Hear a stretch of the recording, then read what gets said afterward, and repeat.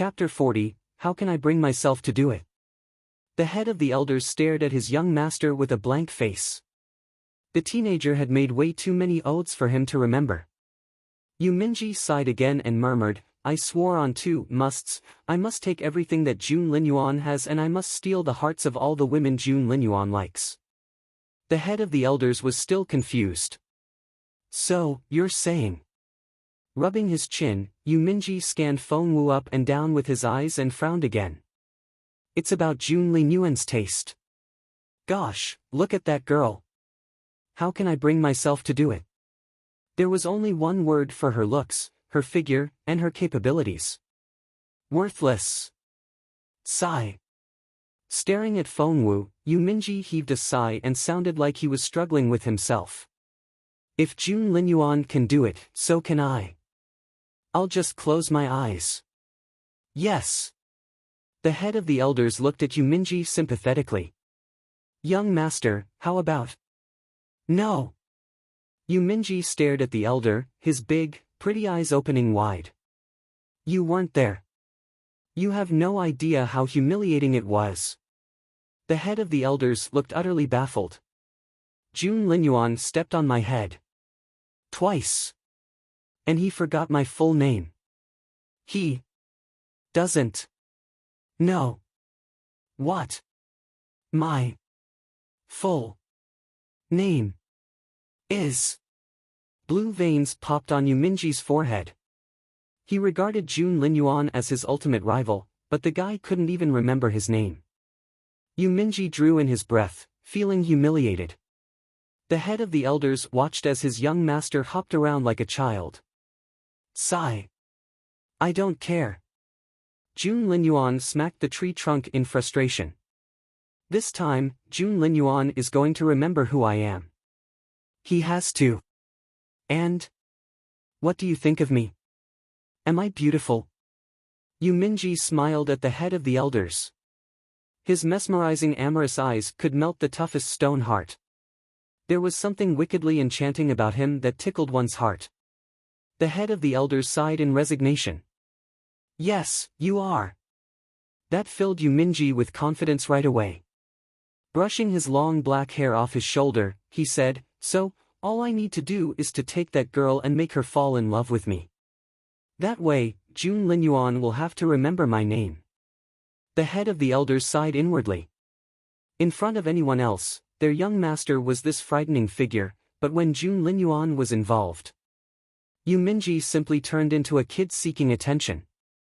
At the same time, Feng Wu lost sight of Yu Minji in the blink of an eye. She frowned a little.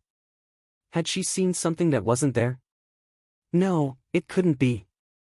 She instinctively remembered that pair of bright, amorous eyes. That was a pair of eyes that could suck the soul out of someone, which had a beauty she couldn't have just created out of her imagination. It definitely hadn't been an illusion. However, since the person was gone, Feng Wu didn't give it another thought. She turned in the direction of the ruckus. There came a mighty bang. The python crashed onto the ground from the air, making an enormous boom. Jun Linyuan moved as fast as lightning and his sword slashed down, leaving a pale red arc in the air. The next second, the python split open along its spine. It was cut in half. Blood sprayed out like a red mist. Chapter 41, Off we go. What strength! How frighteningly powerful he was. Watching Jun Linyuan descend slowly to the ground, Yu Minji suddenly realized that since the last time he saw Jun Linyuan, the guy had improved significantly again. I like that in an opponent. Clenching his fists, Yu Minji gestured at the others and they soon disappeared into the night. As soon as Jun Linyuan landed, Feng Sun and Xian Yi went up to him in a hurry and stood one on each side. They looked pleasantly surprised. Boss Jun. Yes. Jun Linyuan's poker face never seemed to change. Is that python dead? You killed it, just like that? Boss Jun, you've gotten so much more powerful again. Feng Sun couldn't suppress the excitement in his voice. Jun Linyuan only said, it was injured already. I know that. Feng Sun was still just as excited. But it was injured because you set Minji up, wasn't it? So, at the end of the day, you still take the credit. Ah! Immortal spiritual fruit. It's finally ours. The tiniest smile emerged on Junlin Yuan's handsome face. This was the first time Feng Wu saw his lips curl up since meeting him again. Feng Wu's heart sank. By the look of it, this immortal spiritual fruit was very important to Junlin Yuan as well, otherwise he wouldn't have come all the way here from the imperial capital or smiled over the fruit. But Feng Wu clenched her fists. That fruit was hers. It had to be. What would it take to steal that immortal spiritual fruit from Junlin Yuan? Feng Wu racked her brain, but nothing came to her. Junlin Yuan was simply too smart, not to mention that he was highly vigilant, meticulous, and frighteningly powerful. Feng Wu realized sadly that she would have been better off if the fruit was still guarded by the python, for she would at least have had a chance. Now, she had zero idea where she could find an opening. What now? What to do? Feng Wu almost scratched her scalp raw, but her head remained blank. Soon, they reached the campsite they had stayed at the previous night. Feng Sun said, "Traveling in the mountains after dark is too dangerous and we're all tired. Let's spend the night here and we'll move out tomorrow morning." They all went to bed after that.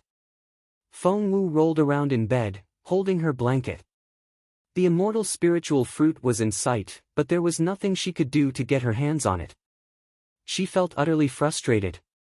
Was she going to have to use herself as a honey trap now? Feng Wu smiled wryly, for she knew that Junlin Yuan would never fall for it. What about?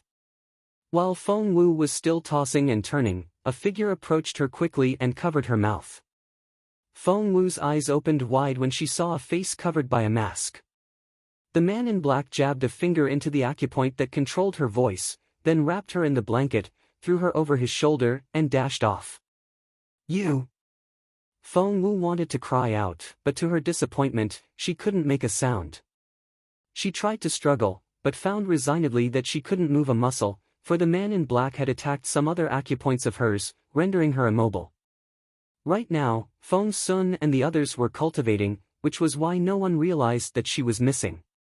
It seemed forever when with a thump Feng Wu was tossed onto the ground, still wrapped in the blanket. She rolled with the momentum and eventually got out from under it.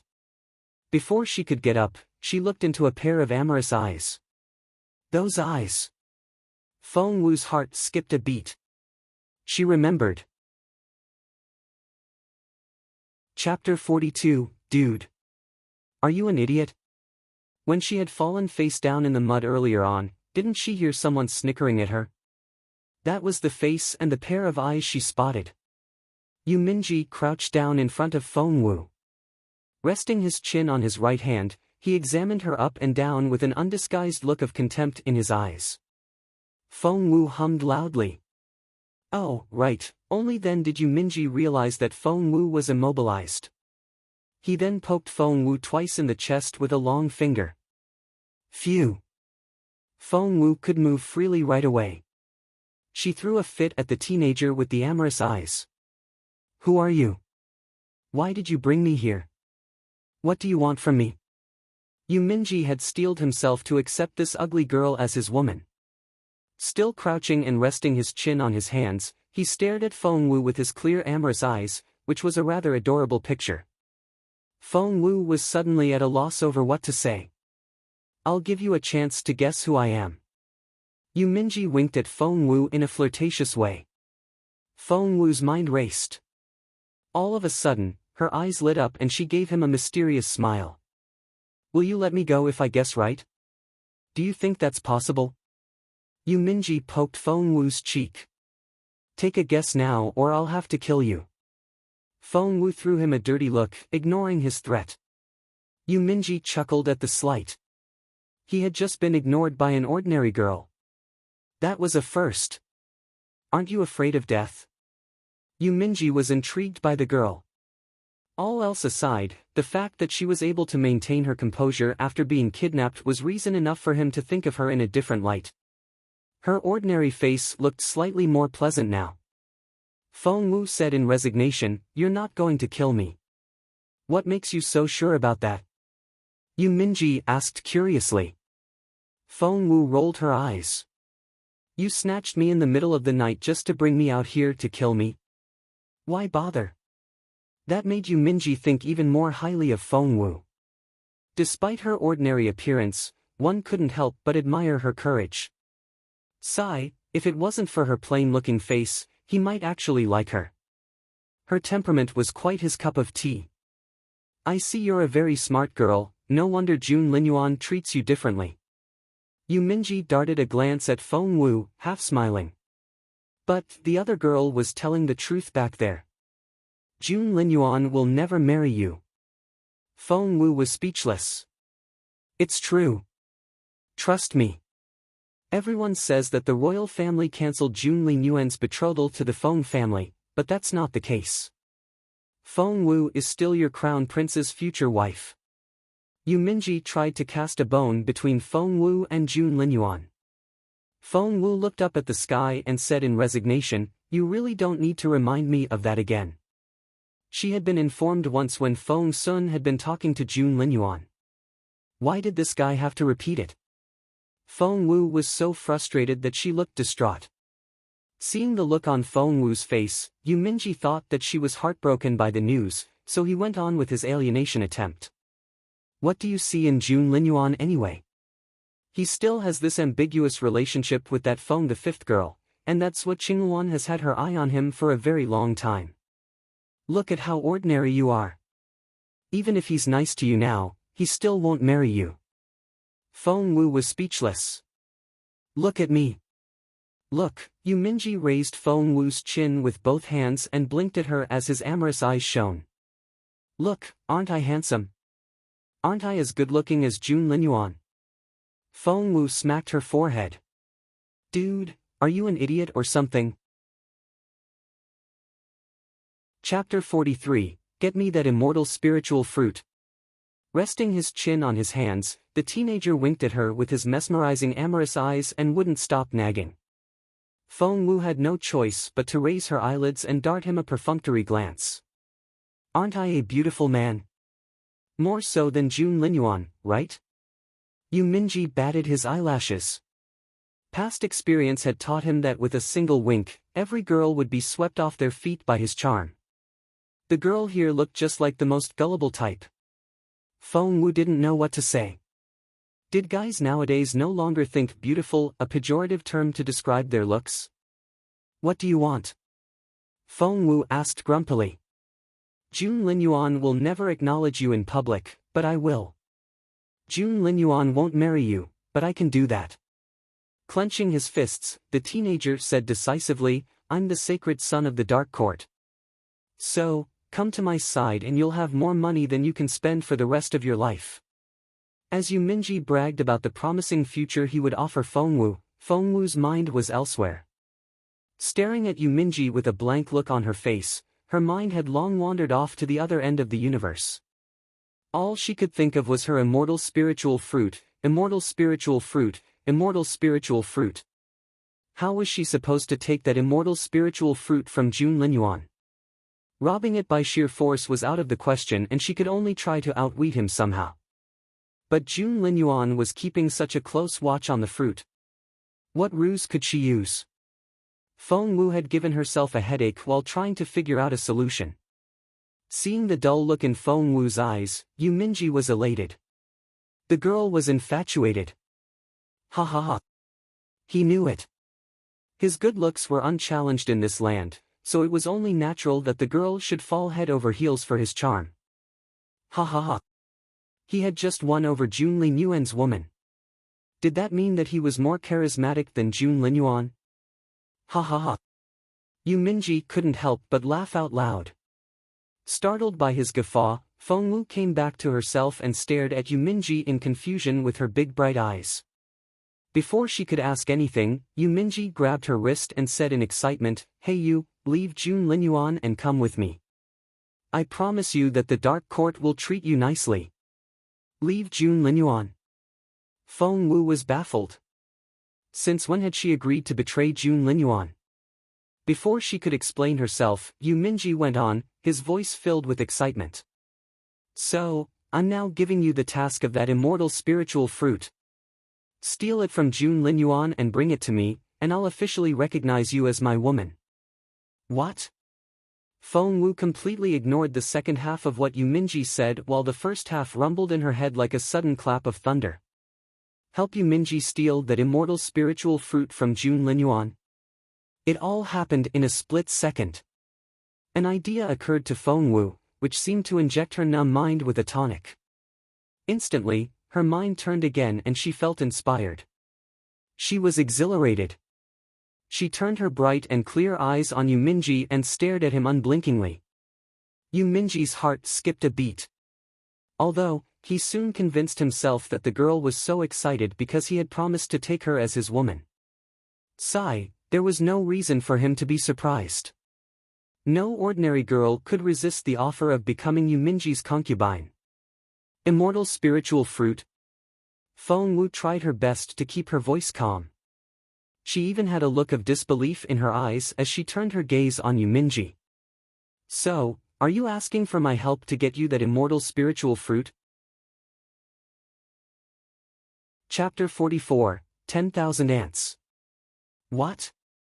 Yes. But how can I possibly do that? It's Jun Linyuan we're talking about here.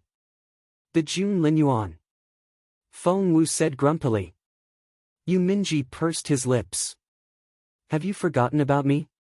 What do you mean? He's Jun Linyuan, so what? True, he's brilliant and awesome, but am I weak and stupid, then? Irritated, Yu Minji rolled his eyes at Feng Wu. Feng Wu really wanted to nod her head, but since she still cherished her life, she could only shake it in silence. Is that so? Feng Wu said casually. Tell me about it. Immortal spiritual fruit. Her immortal spiritual fruit. With it, she would be able to resume her cultivation. And with that, she could wake up her beautiful master, who was the most powerful being on this continent. At that thought, Feng Wu could barely keep her excitement at bay and her heart beat so fast that it felt like it was going to jump out of her mouth. Yu Minji had no idea of the tumult of emotions inside Feng Wu's head. Darting a look at Feng Wu, he tossed an object at her. Catching it, Feng Wu saw that it was some liquid. That's a switching needle, Yu Minji informed Feng Wu in a complacent tone. Your job is to suck out the juice of that immortal spiritual fruit and replace it with the liquid in this needle. Feng Wu pointed at the switching needle and the see-through pouch attached to it and asked, This liquid isn't toxic, is it? Yu Minji gave her an, "Are you an idiot?" look. Toxic liquid? What kind of person do you think I am? Of course it's super toxic liquid. Feng Wu was speechless. Staring at Feng Wu, Yu Minji said, Wait, don't tell me you going soft all of a sudden. You do realize that you're my woman now, right? It's too late to back out now. After that, Yu Minji glared at Feng Wu in a strange, conflicted way. Conflicted? What was Yu Minji conflicted about? Feng Wu was confused. Yu Minji, on the other hand, scratched his head, rose to his feet, and began to walk around Feng Wu in circles. He looked up at the starry night, then turned to look at Feng Wu with contempt, but he just wouldn't say a word. Feng Wu was baffled. What was going on? What exactly was Yu Minji thinking? Well, he was thinking whether or not to make the girl his right here and right now, since it was all dark and secluded. That way, the girl would be his for good and she would willingly do as bid without ever questioning him. However, what bothered Yu Minji was, as someone that valued good looks more than anything else, he simply couldn't bring himself to do anything to a girl who looked this ordinary. What are you thinking about? Feng Wu looked at him in confusion. No, I can't do that to myself. The teenager clenched his fists as he reassured himself and concluded with a resolute "hmm." Feng Wu watched speechlessly as the teenager struggled with himself. She asked again, still confused, So, what exactly are you going to do? Yu Minji turned his hand over, revealing a pink pill on his right palm. Before Feng Wu could react, Yu Minji stuffed that pill into her mouth. One lick with her tongue and Feng Wu recognized it, a laxative for treating constipation. Feng Wu had yet to digest this information when a voice sounded above her. "Do you know what that was?" Yu Minji said in an intimidating voice. Feng Wu raised her head and saw the contrived stern look on the teenager's face. She smiled. However, before she could reply, Yu Minji said in a cold, relentless, and condescending voice, "That's the excruciating soul-destroying bone-crushing mind-poisoning pill of 10,000 ants." Ha! Feng Wu looked at Yu Minji with a blank face. "That's 10,000 ants, what?" Chapter 45, The Silly, Melodramatic Teenager. Yu Minji stared at Feng Wu and repeated, "That's the excruciating soul-destroying bone-crushing mind-poisoning pill of 10,000 ants."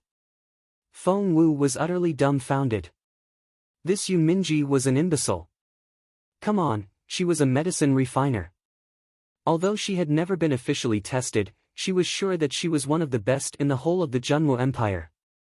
Did this guy just call a pink laxative pill an excruciating soul-destroying bone-crushing mind-poisoning pill of 10,000 ants? Did he even know that she was the one who created the recipe for this laxative pill? Hence, Feng Wu was at a loss for words. Looking up at the sky, she found that no star out there could even begin to understand her feelings. Yu Minji had no idea that he was looking at a master inventor of toxins. Crouching down, he straightened his face and threatened Feng Wu in the most serious tone he could manage. "I'm only going to ask you once. Are you scared now?" Feng Wu said, "Yes, my ass." Seeing the resigned look on Feng Wu's face, Yu Minji thought that he had successfully fooled her. He was so pleased with himself. Ha ha ha ha, resting his hands on his waist, Yu Minji laughed aloud at the sky. "That's right. You should be.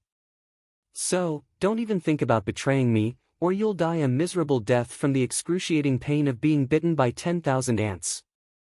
Feng Wu said, "Whatever." Yu Minji snorted proudly.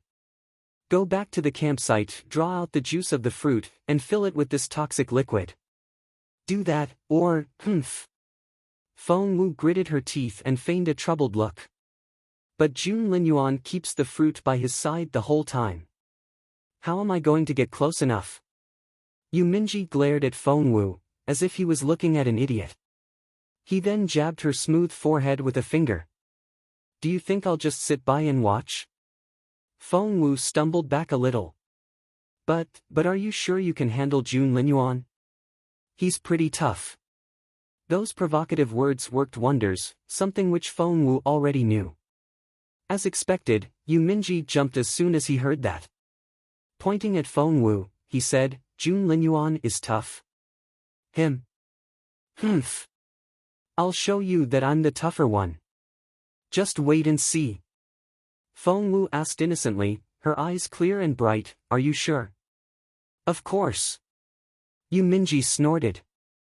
"Excruciating soul-destroying bone-crushing mind-poisoning pill of 10,000 ants. Just keep that in mind." Feng Wu said, "Fine. Come here." Yu Minji beckoned at Feng Wu. Feng Wu hesitated and looked very timid. "I'm not going to hurt you." Seeing her reaction, Yu Minji waved at her impatiently. "Get your ass over here. I'll talk you through my plan." "Sure." Feng Wu's eyes lit up and she ran happily to his side. Seeing that Feng Wu had turned into a gambling puppy, Yu Minji pursed his lips and said sulkily, "For a moment back there, I thought you were so loyal to Jun Linyuan. TSK, I see you've converted completely once becoming my woman. Jun Linyuan will definitely be furious when he finds out." Feng Wu made no comment. It was true. Silly teenagers were so melodramatic. "Once you go back," Yu Minji whispered his plan into Feng Wu's ear. Feng Wu nodded as she listened. Yu Minji might seem goofy and childish, but when he put his mind to it, he was a pretty smart guy. He wasn't as popular as Jun Linyuan for nothing. "Lie down on it." Holding a corner of the blanket, Yu Minji glared at Feng Wu impatiently. "It'll be dawn soon. If Jun Linyuan finds out first, he won't hesitate to kill you with his sword. Chapter 46, Crisis. Feng Wu was rendered speechless, but she still rolled herself up inside the blanket again and let Yu Minji himself carry her back to the campsite over his shoulder. All was silent. The only sounds were the sporadic chirps of insects. Yu Minji arrived at the campsite with Feng Wu over his shoulder, only to find it brightly lit.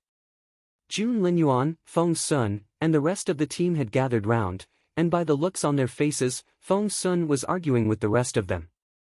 Feng Wu and Yu Minji looked at each other awkwardly. "They've realized I'm gone," Feng Wu said in a serious tone, looking straight into Yu Minji's eyes. That would render Yu Minji's plan useless, for Feng Wu would easily draw suspicion to herself after being missing for so long. She would never get close enough to Jun Linyuan. Yu Minji opened his eyes wide and glared at Feng Wu. After all the effort he had spent on this girl, she was exposed because he had snatched her away. Would all that effort go to waste? Yu Minji glowered at Feng Wu. "How could you be exposed?" Feng Wu rolled her eyes. "You're blaming me now." Yu Minji snapped, "Yes, I'm blaming you. It's all your fault. What good can you do now?" Feng Wu was speechless. "Aren't you overreacting over something so trivial?" "Trivial?" Yu Minji was so pissed that he broke into laughter. "You call that trivial?" Jun Linyuan had discovered that she was missing and was suspicious of her. She could no longer get close to the fruit. Yu Mingyue thought that all his effort so far was for naught. "Attack on my signal, act as planned when I raise my right hand." Contrary to Yu Minji's frenzied rage, Feng Wu remained composed. Her eyes betrayed no emotion and seemed to glow blue in the dark. Yu Minji's heart lurched when he saw her eyes. What a pair of eyes! She was way too unperturbed and level-headed to be a coward. Plus, how could her eyes be so beautiful? They reminded him of the most brilliant stars in the sky, which he found so attractive. Bah! Yu Minji smacked his own forehead. How could he have such feelings for such an ordinary girl? It had to be an illusion. It had to be.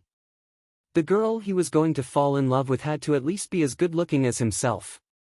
Yu Minji clenched his fists in determination. Meanwhile, Feng Wu was rubbing herself against plants moist with dew.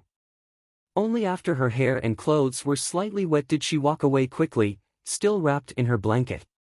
Somewhere ahead, Feng Sun was bickering with Xian Yi.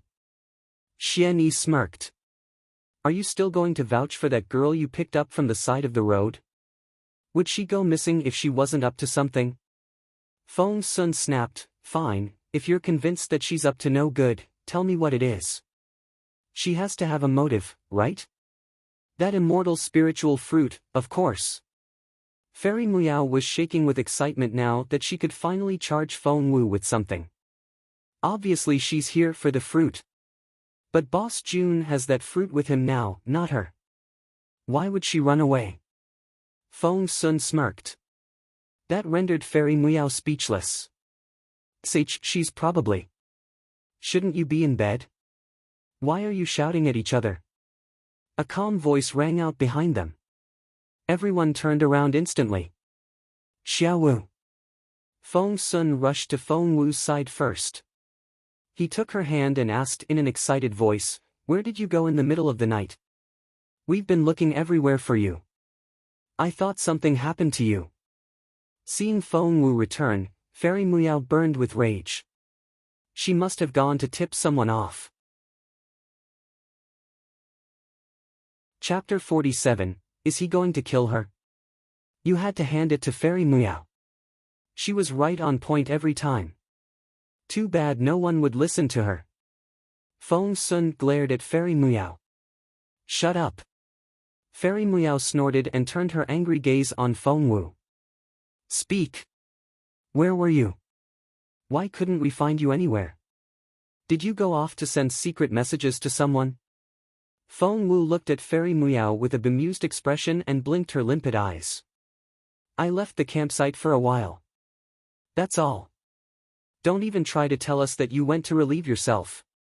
We looked everywhere and you weren't there. How far could you have gone to do that anyway? Fairy Miao asked sharply. Feng Wu still looked as innocent as ever. I went to take a shower under a waterfall about 5 kilometers from here. Fairy Miao wouldn't believe a word she said. Then why didn't you respond when we called your name? It was drowned out by all the splashing at the waterfall, I suppose, Feng Wu said casually. Did you really go all the way to the waterfall to search for me? Fairy Miao fell silent. Feng Wu could easily handle Fairy Miao's accusation and Xian Yi's gaze didn't bother her at all. However, when that piercing, intense gaze turned toward her, Feng Wu's stomach lurched and her heart began to race. She barely knew where to put her hands, let alone think straight. Junli Yuan's gaze was so sharp. It was as if he could look into her mind. Feng Wu exhaled, turned around, and met Junli Yuan's gaze with her limpid eyes. Their eyes met, and a sizzling arc of lightning seemed to spark and ignite the air between them. Keeping his intense gaze on Feng Wu, Junli Yuan rose to his feet and walked toward Feng Wu with steady steps, keeping a hand behind his back. He stopped right in front of Feng Wu and looked down at her. Thanks to her beautiful master's teaching, Feng Wu had seen much more of the world than most people her age, but she got sweaty palms at the pressure Junli Yuan gave her with his gaze. What an intimidating sensation! It was as if he was going to grab her neck at any moment and snap it with a crack. A chill ran down Feng Wu's spine. You are... Royal Highness. Feng Wu forced herself to stay calm. She raised her head and looked right into his eyes. Junli Yuan kept his gaze on Feng Wu without uttering a word, his sharp eyes reminding her of an eagle. All of a sudden, he reached out toward Feng Wu with his right hand, which was as fair as a piece of white jade. Feng Wu could taste death in her mouth and she got goosebumps all over. Fine sweat covered her forehead. She couldn't back away now. If she did, she would be deemed guilty. Hence, not only couldn't she stumble back, she had to maintain eye contact with Junli Yuan the whole time. It was really difficult. Feng Sun tried to intervene, but was stopped by Xian Yi. Just when Feng Wu thought Junli Yuan was going to strangle her, Junli Yuan drew his hand back with a magnolia petal between his fingers. He had removed it from Feng Wu's hair. Still staring at Junli Yuan, Feng Wu slowly heaved a sigh of relief. For a moment there, the hairs on the back of her neck had stood up and she really thought Junli Yuan was going to throttle her. Feng Wu then spotted that pear-sized immortal spiritual fruit dangling on Junli Yuan's waistband. That was her immortal spiritual fruit. The one she had had her eye on for 5 years. Chapter 48, Gotcha. With that, she would have a chance to resume her cultivation. But how on earth was she supposed to get her hands on that immortal spiritual fruit? How? All of a sudden, an idea struck Feng Wu and her eyes flickered. Yes! It occurred to Feng Wu in a split second and she found her opening. Feng Wu knew perfectly well that this was her only chance to get this close to Junli Yuan, and she couldn't afford to miss it. At that thought, Feng Wu staggered, bumping into Junli Yuan. Meanwhile, she cried out, "Ah!" It all happened so suddenly that Junli Yuan stumbled back at the impact until he fell down on the ground. Moreover, Feng Wu herself fell on top of him. And it didn't stop there. She fell, and her mouth landed on his. Their eyes met. Everyone around them was astonished. Feng Sun's mouth fell open. Xian Yi opened his eyes wide. Fairy Miao froze on the spot. Even Junli Yuan's poker face looked shocked. His face went blank for a brief second. Without warning, he went scarlet in the face and even the skin behind his ears turned pink. Feng Sun was the first to react. Seeing Junli Yuan's red face, Feng Sun thought that it was from the guy's fury, which scared the wits out of him. He cried out, rushed to Feng Wu's side, and grabbed her by the back of her collar. Then, with a yank, he pulled Feng Wu behind him. Only then did the rest of them realize what had happened. Feng Sun stammered, "Beat Boss Jun, well, Xiaowu didn't mean it. She didn't try to take advantage of you." "No. I mean, she just got scared and that's why. Shit. What am I talking about? Seeing what had happened, Fairy Muiao turned scarlet with rage. Her eyes seemed to spit fire as she glared at Feng Wu. The more Fairy Muiao thought about it, the more painful a memory it became. She finally burst into tears. She hadn't even touched the crown prince once and Feng Wu had already kissed him. Jun Linyuan turned his piercing gaze on Feng Wu immediately. Shielding Feng Wu with an arm, Feng Sun cried out, "Boss Jun. I know you're kind of a neat freak, but Xiaowu really didn't mean to. She was just. Please forgive her, Boss Jun." Jun Linyuan pursed his thin, red lips as he looked grimly at Feng Wu. His expression was indecipherable. Feng Wu raised her right hand at that moment. Boom! A loud bang ripped through the air. "We're under attack!" Feng Sun cried out. Everyone turned in the direction of that loud noise. Flames surged into the sky and a frantic energy charged at them. "It's Yu Minji and his men." Feng Sun warned the others. Yu Minji was approaching rapidly with his 3 elders. Charging straight for Jun Linyuan, Yu Minji shouted, "Jun Linyuan. You'll remember my name after tonight."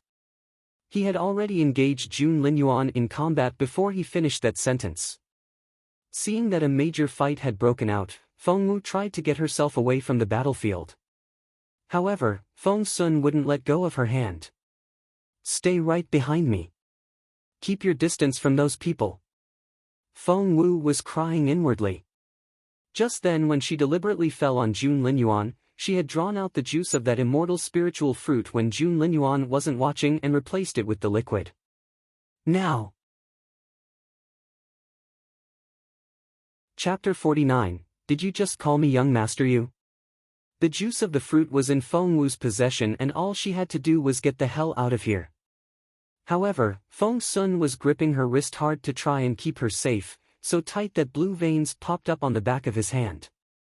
Feng Wu stared at Feng Sun with her limpid, bright eyes, the look in them indecipherable. Feng Sun still had no idea that she had removed the juice from the fruit. Yu Minji was steadily losing ground against Jun Linyuan.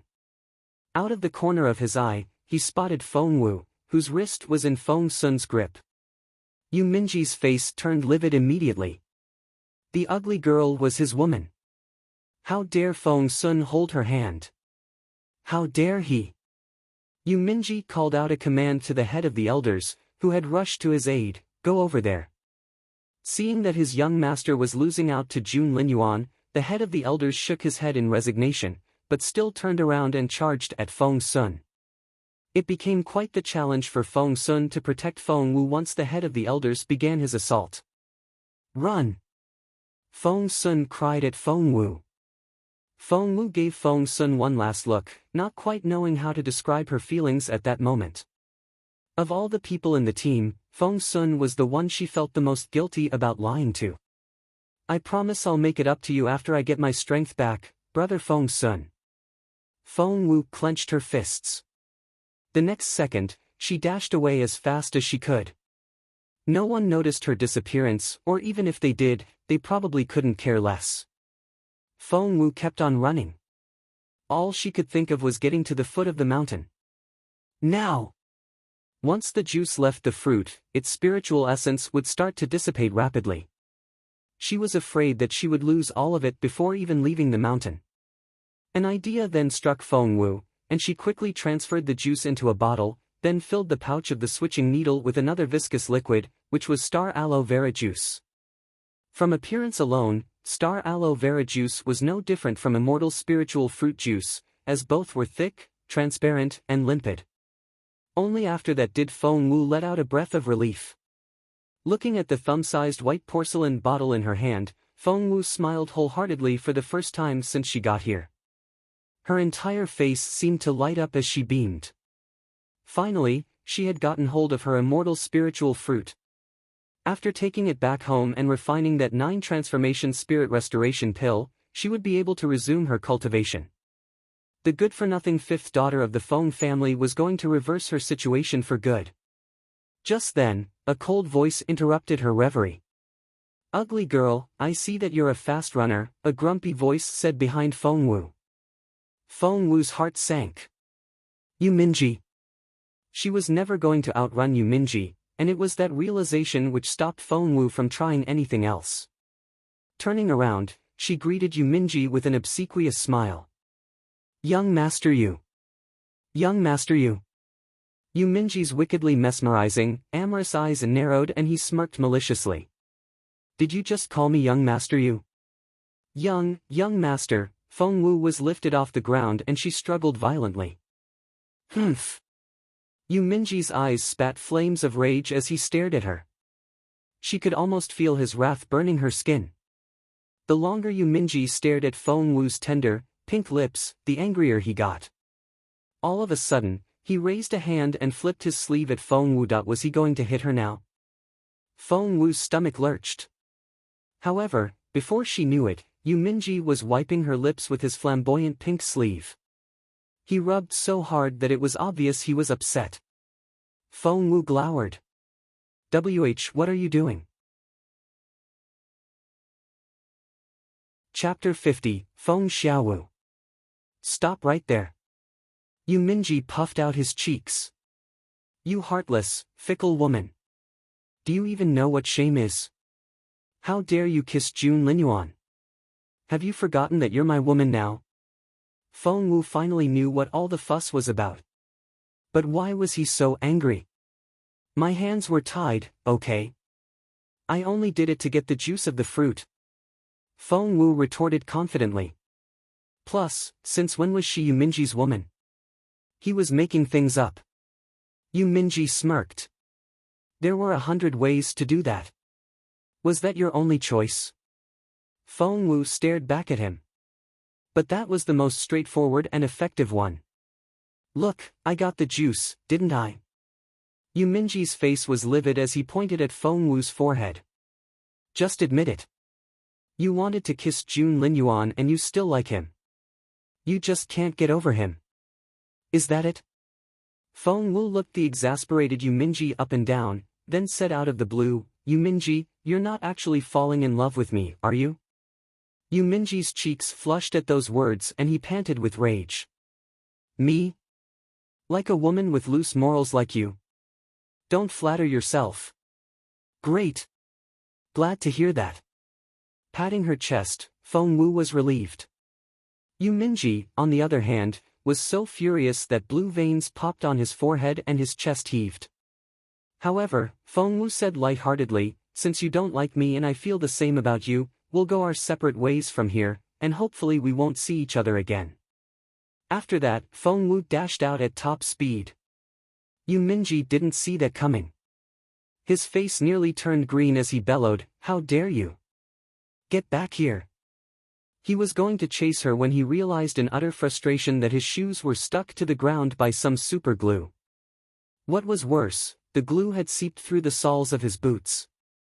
He was going to take his shoes off and go after her, but his feet were also glued fast to his boots. He had been set up by that ugly girl. When had she set the super glue under his feet? How come he never noticed? Yu Minji had never felt so humiliated. He bellowed after Feng Wu, "Stop right there, you ugly girl. Have you forgotten that excruciating soul-destroying bone-crushing mind-poisoning pill of 10,000 ants? You'll die a miserable death." Feng Wu, who was already 100 meters away, found his threat ridiculous. She turned around and made a face at Yu Minji. "Young Master Yu, that's a really big name for some pink laxative pill." Pink laxative pill? She knew. She had known from the very start what it was. So, she had been faking it all along. Thinking back to all his elaborate threats against her, Yu Minji found himself such a clown. Damn it! Infuriated, Yu Minji pounded his fist on a tree trunk. "Feng Xiaowu, stop right there. You'll wish you were dead when I catch you." How dare she trick him? The girl had messed with the wrong guy. At those words, Feng Wu ran even faster. There was no way she was going to stay here. Arg! Face livid, Yu Minji was driven over his limit by his rage. He broke free of the super glue, but the sudden exertion of power also injured his internal organs. He spat out a mouthful of blood. Feng Xiaowu. Stop right there. Yu Minji ignored his internal injury completely. All he could think of was catching Feng Xiaowu, this ugly girl. Feng Wu looked over her shoulder. Shit. Chapter 51, Upsy-Daisy. Feng Wu looked over her shoulder. What she saw was a furious Yu Minji charging at her at lightning speed. Feng Wu's pupils contracted. Feng Xiaowu. Stop right there. One more step and you're dead. Even from this distance, Feng Wu could still vividly sense Yu Minji's fury. Hadn't she glued his feet to the ground already?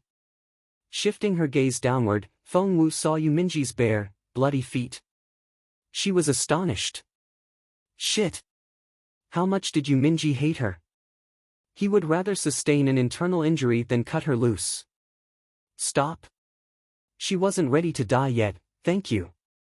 Feng Wu cried out and quickened her pace. This wasn't good. Stop there. Stop.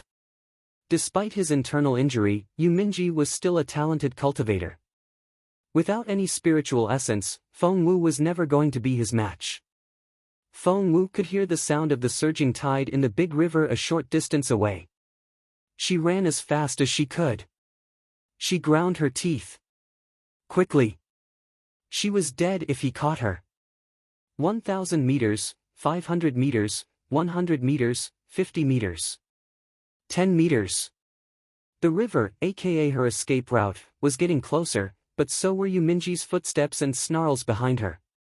Feng Wu was ecstatic.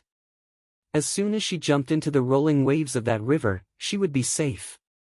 However, when Feng Wu was 3 meters away from that big river and leapt up, ready to dive in. Snap. Yu Minji grabbed Feng Wu's leg in midair right away. Feng Wu was dumbfounded. Another half a second, no, a tenth of a second, and she would have been in the river. Yu Minji would never catch her in the water, for she was a brilliant swimmer. But Feng Wu had been that close to freedom when Yu Minji stopped her and held her up off the ground. She struggled, flailing all 4 limbs. Yu Minji rolled his eyes when he saw Feng Wu's swimming movements. Did she think she was in the water? Was she doing arm strokes? Yu Minji was elated to see Feng Wu's predicament. Holding Feng Wu over his head, he smirked. Why aren't you running now? I'd like to see you try. Feng Wu felt like screaming. However, she didn't think herself completely hopeless, for it was Yu Minji who had caught her, not Jun Linyuan and his people. Feng Wu's heart nearly stopped when she thought of Jun Linyuan's eternal poker face. And when she imagined how betrayed Feng Sun would feel when he found out the truth. Feng Wu couldn't bring herself to continue thinking about it. Hence, facing just Yu Minji, Feng Wu was capable of being unbelievably shameless. Yu Minji! What are you doing? Put me down and let's talk. Yu Minji had caught Feng Wu by her left leg. However, being as wicked as he was, he tossed Feng Wu up, and when she fell back down, he caught her on an open palm as she lay there on her stomach. Yu Minji snorted inwardly at Feng Wu's words. How dare this ugly girl sound so righteous after what she did to him? Where did she get the courage? What am I doing? Ha ha ha, do you think I'll let you off the hook that easily? You're my toy now. I can play with you however I like. Yu Minji raised Feng Wu over his head as he spoke, then. Chapter 52, Dear Brother Yu. Yu Minji actually. After lifting Feng Wu up, he began to spin her around on his right palm. It was as if he wasn't holding a human being, but a handkerchief, like what they used in fold dances. He spun, and spun her. And went faster. And faster still. Feng Wu's stomach churned. She was so nauseated that she was really going to throw up. Damn you, Yu Minji, you moron. Feng Wu retched. We can talk about this. Just put me down. Yu Minji was all the more pleased when he heard Feng Wu's exasperated voice. Humph. She had tricked him and now she was threatening him? Forget it. Hence, he spun her even faster. Feng Wu wanted to cry. She realized then that Yu Minji was a guy that would yield to a soft approach but would reject force. Dear brother Yu, you're the best. I'm sure you'll never bully a girl, right? I really want to throw up, brother Yu. Feng Wu nearly made herself sick by addressing him that way. Yu Minji hated to admit it, but he indeed softened at that gentle, pleading voice. Apart from her pretty eyes, this ugly girl had such a nice voice, too. Her saccharine voice could melt a guy inside out, making them do anything for her willingly. Bah! How could he have such thoughts about this ugly girl? He must have lost his mind. Yu Minji stopped that train of thought immediately. He cleared his throat and stopped spinning her. Do you know what you've done wrong now? Feng Wu nodded her head repeatedly, looking as docile as a lamb. Brother Yu. I'm sorry. I really am. Yu Minji was over the moon to see her so obedient, but he wouldn't show it and still kept a straight face. You know that now? Feng Wu was in fact very anxious at that moment. Since Yu Minji had caught up with her, Jun Linyuan, Feng Sun, and the others would also be here soon. With Yu Minji, she could eat humble pie or hold her head as high as she wanted, but with Jun Linyuan and Feng Sun, she was too embarrassed to even think about it. Hence, Feng Wu spared no effort in cozying up to Yu Minji, so that she could be on her way as soon as possible. Hence, she asked in her most naive voice, Brother Yu, can you maybe put me down first? Yu Minji was guffawing in his head. Ha ha ha. No longer the arrogant girl a moment ago, are you? Beg me. Beg me to let go of you. No, I can't. Yu Minji rejected her outright. Feng Wu clenched her fists in frustration, but she took a deep breath and fought back her vexation. Brother Yu, you want the juice of that immortal spiritual fruit, don't you? Feng Wu took out a white porcelain bottle from her chest pocket and shook it in one hand. There. This is it. Brother Yu, please take it. Yu Minji snorted inwardly. What a cowardly girl. He had expected her to be much more stubborn than this. As it turned out, she had offered it to him before he even asked. Yu Minji then reached out for the bottle. All of a sudden. Chapter 53, You Killed Xiaowu. All of a sudden the cork of the bottle burst out with a pop.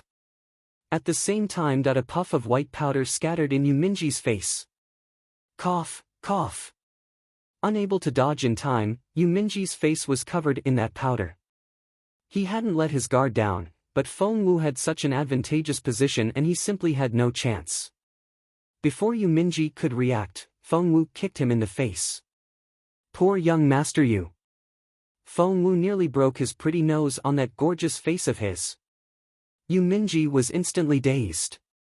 For as long as he could remember, he was the one who gave others a hard time, not the other way round. Even when he got injured in a fight, no one had ever been able to touch his face. Everyone knew how much Yu Minji cared about his beautiful face. But now someone had just kicked him in his fair face, hard. Young master. The head of the elders was approaching them fast. Feng Wu's stomach lurched. That was the most prominent of Yu Minji's elders. Moreover, she could make out quite a few other footsteps behind the man.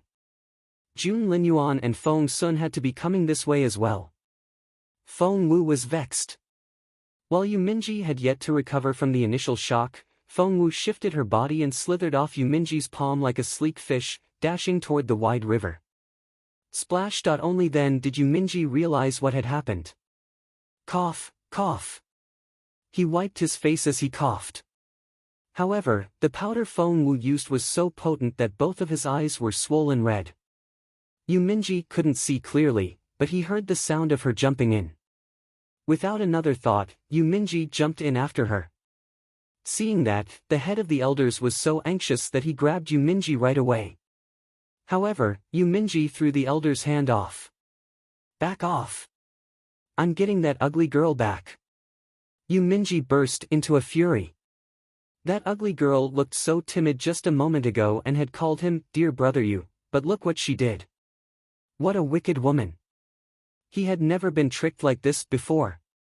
The moment Yu Minji hit the water, he knew something was wrong.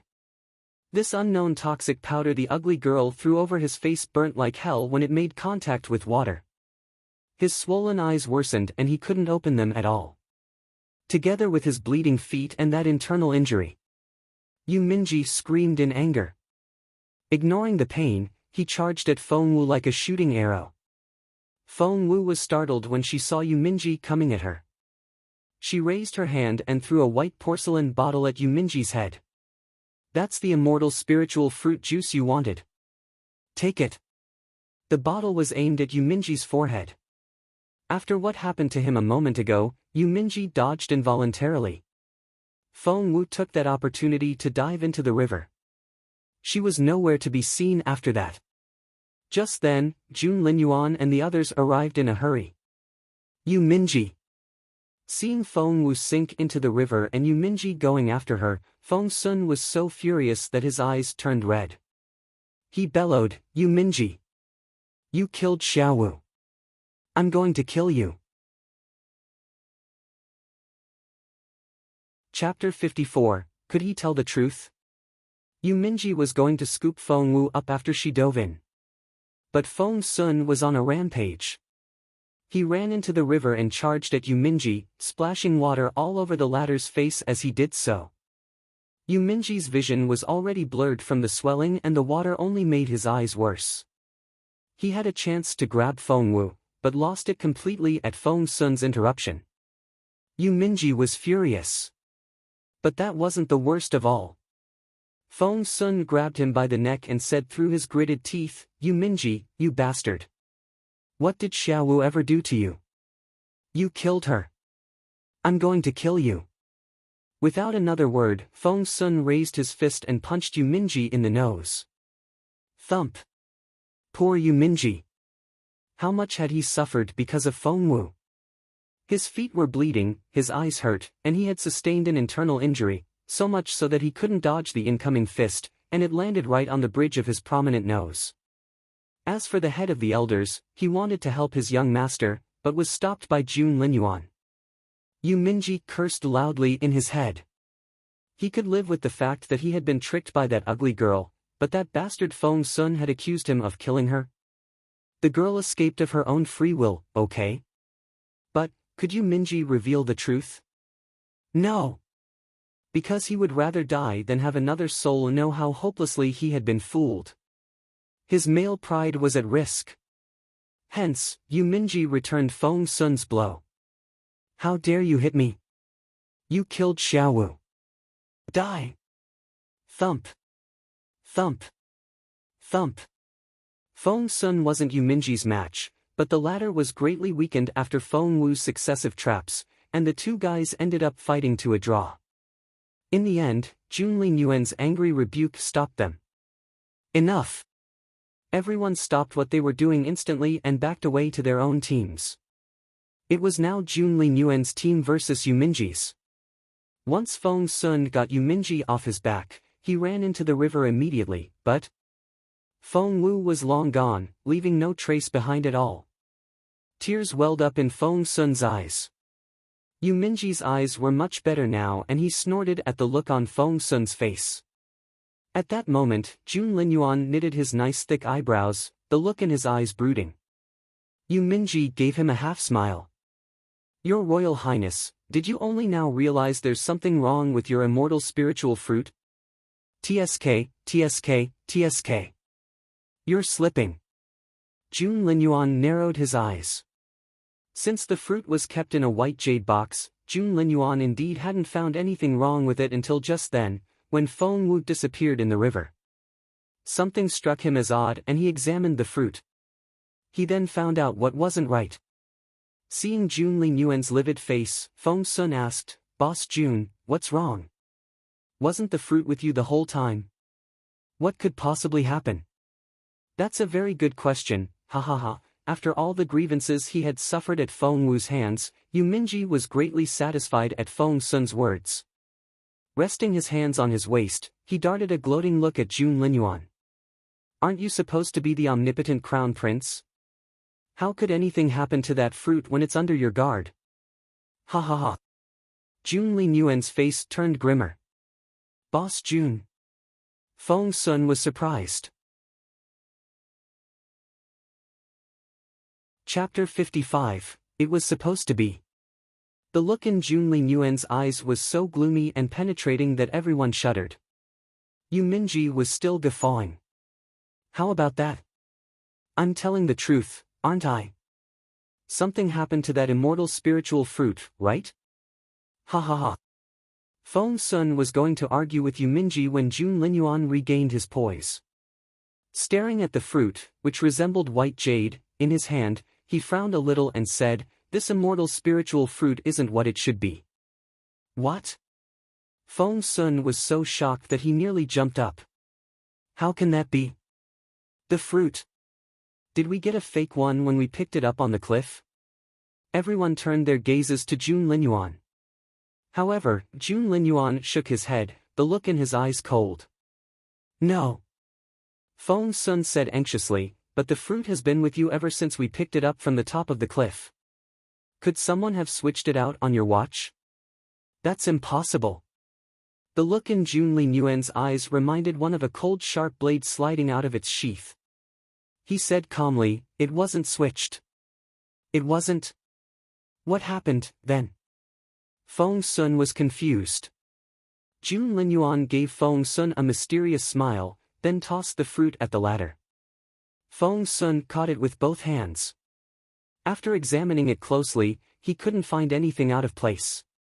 This was indeed the fruit they had obtained from the top of that cliff, wasn't it? Feng Sun then squeezed the fruit and whoosh. Water spritzed out of that fruit. Caught off guard, Feng Sun had water all over his face.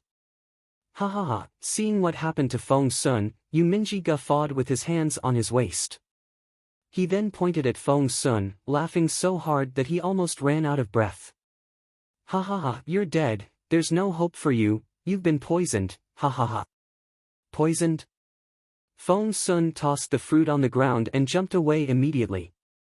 But after feeling around his face, he found nothing out of the ordinary. He frowned at the water on his palms. That's just water, not poison. Yu Minji, you liar. After that, Feng Sun tried to start a fight with Yu Minji again. Yu Minji broke into wild laughter. Water? Ha ha ha, Feng Sun, you idiot. What? Ha ha ha. That's wailing and screaming hypertoxic cadaver poison. Your skin will be eaten away and you'll die a miserable death, ha ha ha. However, he was the only one making any sound. Everyone else kept their silence as they gave Yu Minji strange looks. Yu Minji's laughter sounded all the more embarrassing in the silence. He stopped short when he saw Feng Sun's clear, smooth skin. That wasn't right. Shouldn't the fruit be filled with wailing and screaming hypertoxic cadaver poison? Why aren't you dead? Yu Minji's face turned livid as he stared at Feng Sun in disbelief. Feng Sun rolled his eyes. Wailing and screaming hypertoxic cadaver poison. Are you nuts? No, it was supposed to be, Yu Minji tried to explain himself, but Jun Linyuan narrowed his eyes and his eagle-like sharp gaze was now on Yu Minji. Something clicked in Yu Minji's head. He suddenly realized that he had revealed something he shouldn't have. Covering his mouth involuntarily, his eyes opened wide. Chapter 56, What happened to your eyes? Was it supposed to be wailing and screaming hypertoxic cadaver poison? Jun Linyuan repeated what Yu Minji said a minute ago. Yu Minji looked suspiciously guilty. Jun Linyuan stepped forward, keeping his sharp, unblinking gaze on Yu Minji the whole time. Yu Minji took a step back. It then occurred to him suddenly, how could he step back? He was supposed to be Jun Linyuan's #1 rival, he had to hold his ground. At that thought, Yu Minji stuck out his chest and tried his best to return Jun Linyuan's gaze with equal intensity. The look in Jun Linyuan's eyes was gloomy, dangerous, and brooding. It gave Yu Minji the creeps. A chill ran down his spine, but he struggled to keep his voice steady. Yes, you heard me. It was supposed to contain wailing and screaming hypertoxic cadaver poison. There should be venom in that fruit. Yu Minji gloated. On my instruction, the ugly girl inserted the wailing and screaming hypertoxic cadaver poison into the fruit. Ha ha ha, Jun Linyuan, I bet you didn't see that coming, but that ugly girl switched to my side. She's my woman now. She stole the juice of the fruit and poisoned it like I told her to. She was so obedient. Resting his hands on his waist, Yu Minji laughed. Do you want to know how I did it? Ha ha ha, it was really easy. I told her that I would make her my concubine if she did this for me. That ugly girl jumped at the offer and rushed back to finish her task. She would do anything for me, ha ha ha. The head of the elders watched as Yu Minji guffawed and couldn't help but look the other way. Young master, have you already forgotten about your injured eyes? Yu Minji was still showing off his master plan. She was free lunch, so I thought, why not?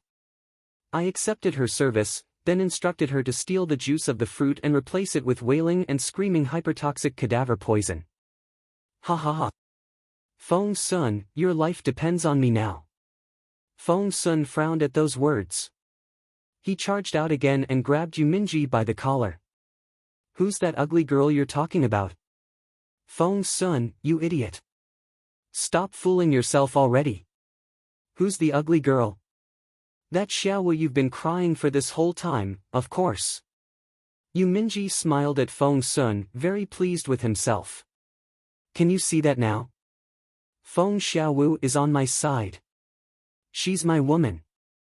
Thump. Feng Sun punched Yu Minji. Yu Minji took a step back, dodging Feng Sun's blow, but he frowned. How come you're still moving around? Are you really not poisoned? That's impossible. He suddenly shifted his gaze to Jun Linyuan. It's your doing, isn't it? You found out about it and switched out the venom. Jun Linyuan smiled a little. It wasn't me. Who was it, then? Yu Minji suddenly had a very bad feeling. Jun Linyuan didn't answer him. Instead, he looked around and asked casually, what happened to your eyes? Yu Minji felt like a bucket of cold water had just been poured over his head. His heart sank. Chapter 57, It's Not Real. My eyes fixed on Jun Linyuan. Yu Minji tried to say something. He swallowed, raised his chin, and glared at Jun Linyuan. My eyes are none of your business. Look what I have here. Yu Minji waved the white porcelain bottle in his hand. The ugly girl had smashed the bottle of juice in his face when she tried to get away earlier and he had held on to it. Yu Minji said in satisfaction, Jun Linyuan, aren't you supposed to be this invincible, all-powerful man? Ha ha ha, not only were you tricked by an ugly girl, she also stole a kiss from you, ha ha ha. His laugh trailed off, for he was suddenly aware of the fact that the ugly girl had kissed Jun Linyuan. She had kissed Jun Linyuan. Meanwhile, Feng Sun looked like he had just been hit by a thunderbolt and stood there dazed. Xiaowu. Feng Xiaowu was. Did she do that on purpose? She deliberately knocked Boss Jun over, kissed him, and took the juice of the fruit when he was distracted? Feng Sun was flabbergasted. He then thought back to how attentive he had been to Feng Xiaowu this whole time and all the occasions when he had defended her and put in a good word for her. I told you. Feng Xiaowu is a mole, Feng Xiaowu is a mole, Feng Xiaowu is a mole. Fairy Muyao exulted and repeated those words for effect. She glared at Feng Sun. How many more times do I have to tell you that? I've been trying to make you see all along that she's a mole. But what did you all do? You believed her. Look what's happened now. You've all been betrayed. She put all the blame on Feng Sun. Especially you. You were nothing but caring toward her, but what did she do to you? Did she give it a second thought before she betrayed you? Feng Sun, I never knew you could be this stupid. Feng Sun was already blaming himself. He flared up at Fairy Muyao's repudiation. Ah! Feng Sun punched an ancient tree nearby, which was so thick that it would take 3 grown men to put their arms around it. Cracked up, the ancient tree snapped in half and fell to the ground.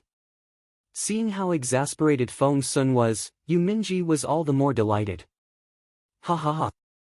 Feng Sun, no matter how pissed off you are now, it won't change the fact that Feng Xiaowu is on my side now. What did you say? I killed her. Ha ha ha.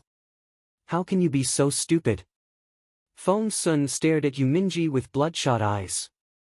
But you were chasing her into the river when we arrived. I saw it with my own eyes. Since he had bragged about Feng Xiaowu's defection, Yu Minji had to stick to the story. He would lie through his ass if necessary. Hence, Yu Minji smirked, reluctant to admit his defeat. Me? Chase her? I let her go first because I saw you people coming. Feng Sun, you're such a moron. It's not real, Jun Linyuan said suddenly. Glowering at Jun Linyuan, Yu Minji said angrily, did you just call me a liar?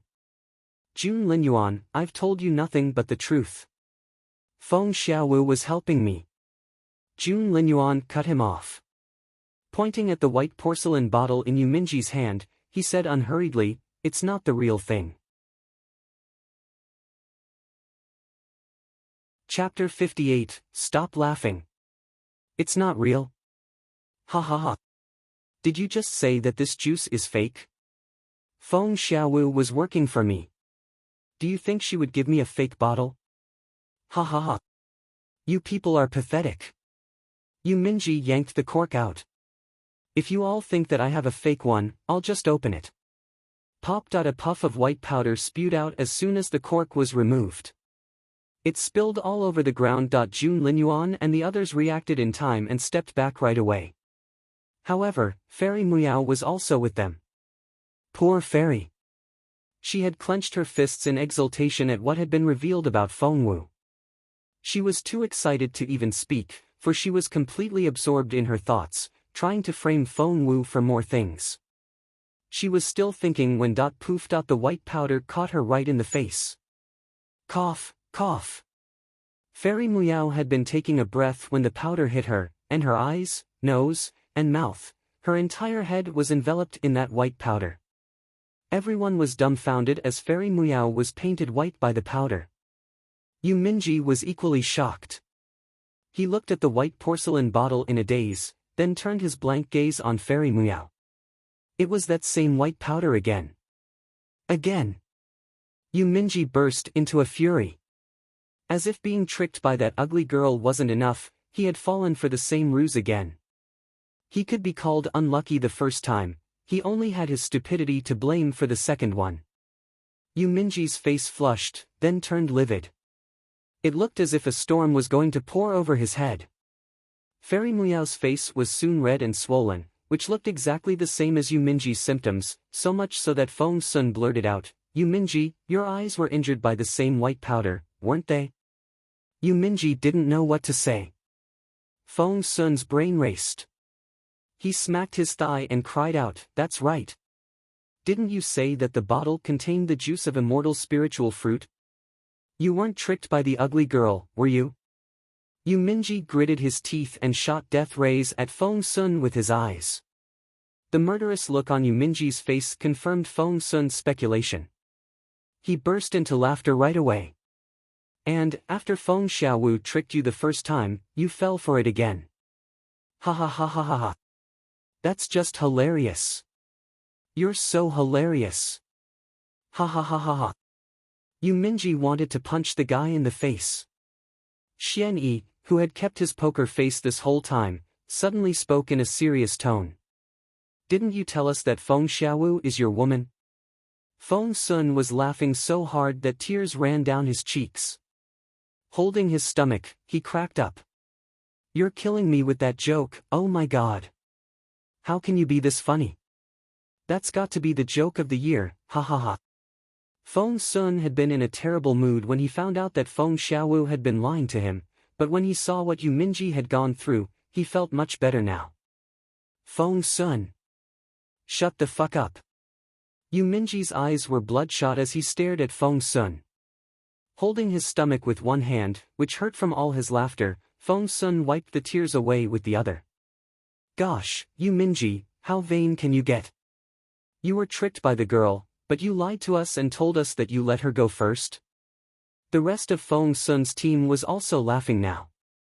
Yu Minji flew into a rage out of humiliation. Stop laughing already. I'm not the only victim here. You all are. Instantly. Chapter 59, He's not angry. All was silent and no one made a sound.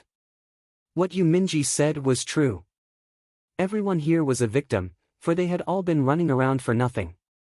That girl had taken it all. The silence went on and on and on. Yu Minji stared at Feng Sun, who stared back at him. Both were on edge and a fight could break out at any moment. In the end, Feng Sun gave in first. He glared at Yu Minji. I would so fight you if we weren't in a hurry to find Feng Xiaowu. Yu Minji snorted. Bring it on. I'm not going anywhere. Feng Sun waved at him impatiently. I'm in a rush. After that, Feng Sun turned to Jun Linyuan and clenched his fists in a serious manner. Boss Jun, we must find Feng Xiaowu. We have to. Feng Sun had to ask her himself, do you even have a heart? The look on Jun Linyuan's face was as indecipherable and aloof as ever. He nodded. Let's go. He turned to leave after that. Feng Sun threw a dirty look at Yu Minji and followed suit. Shielding Fairy Muyao, whose face was still swollen, Xianyi left as well, his face still emotionless. Yu Minji clenched his fists in vexation as he watched them leave. I'll give that Feng Xiaowu a good kick in the ass after I catch her. How dare she make fun of me? Young master, aren't you going to kill her? The head of the elders was bemused. That wasn't like their young master at all. The teenager would stab his enemy in the heart while he smiled mesmerizingly at them. After what that girl did to him, all he could think of were some empty threats. Had the girl upset him so much that he had lost his mind? The head of the elders couldn't help but throw another glance at Yu Minji. Shut up. Yu Minji glared at the elder. Let's go. Stay sharp. We must find that ugly girl before Jun Linyuan does. If someone has to kill her, it'll be me. Listening to their young master's empty threats, the head of the elders quietly pointed out the truth. Young master, it sounds to me that you can't bring yourself to see young master Feng Sun kill that girl. Shut up. Yu Minji glared at the elder in exasperation. He was very angry. Sure, the head of the elders obeyed immediately. As Yu Minji searched along the river in agitation, he rubbed his chin and became unusually quiet. Since their young master was so rarely like this, the head of the elders, who was always ready for a little gossip, stuck out his head and asked boldly, Young master, is there something on your mind? Would you like to share? Maybe we can help you with it. The 8th and 9th elders nodded in unison. It was just weird. Yu Minji rubbed his chin, looking intrigued. Something wasn't right about Jun Linyuan, but I can't put my finger on it. What was it? The head of the elders said quietly, the crown prince has always been that way, composed, expressionless, indecipherable, and never letting his face betray anything. What's not right about that? Young master, you're overthinking it. Expressionless, expressionless. Ah! I know what it is. Yu Minji snapped his fingers and cried out in excitement. I know what wasn't right about Jun Linyuan. He wasn't angry. He wasn't angry at all. Chapter 60, The Young Master's Verdict. Yu Minji grabbed the hands of the head of the elders, his eyes wide open. We were all set up by Feng Xiaowu. Feng Sun was furious, and I had such a tantrum, but Jun Linyuan didn't even frown. Wasn't that strange? The head of the elders gave his young master a knowing look and vented his sarcasm inwardly. So, the young master was aware of his tantrum. Hey, answer me. Yu Minji was vexed when he saw the mind of the head of the elders wander off. The elder replied, yes. Yu Minji was satisfied. He went back to rubbing his chin, and resumed talking. Let's analyze why Jun Linyuan wasn't angry. The first explanation is that he's so emotionless that nothing in this world can disturb him. But, that's not it.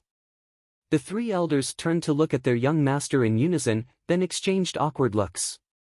Since when did their young master think with his head? Looking into the distance, Yu Minji narrowed his eyes and shook his head earnestly. No, that's not it. If Jun Linyuan really was as indifferent and ascetic as Buddha, why would he travel thousands of miles to the northern border of the country for an immortal spiritual fruit? It must be very important to him. Yu Minji darted a look at the elders as he spoke. The three elders nodded repeatedly at him. Yu Minji was satisfied with that reaction. Still rubbing his chin, he analyzed, what was more, the ugly girl used such shameless tricks to steal the juice and even took Jun Linyuan's first kiss during the process. Given what a neat freak Jun Linyuan is, shouldn't he just smash that girl into a pulp on the spot? But he didn't do that. Plus, who is Jun Linyuan? The crown prince that has never been defeated.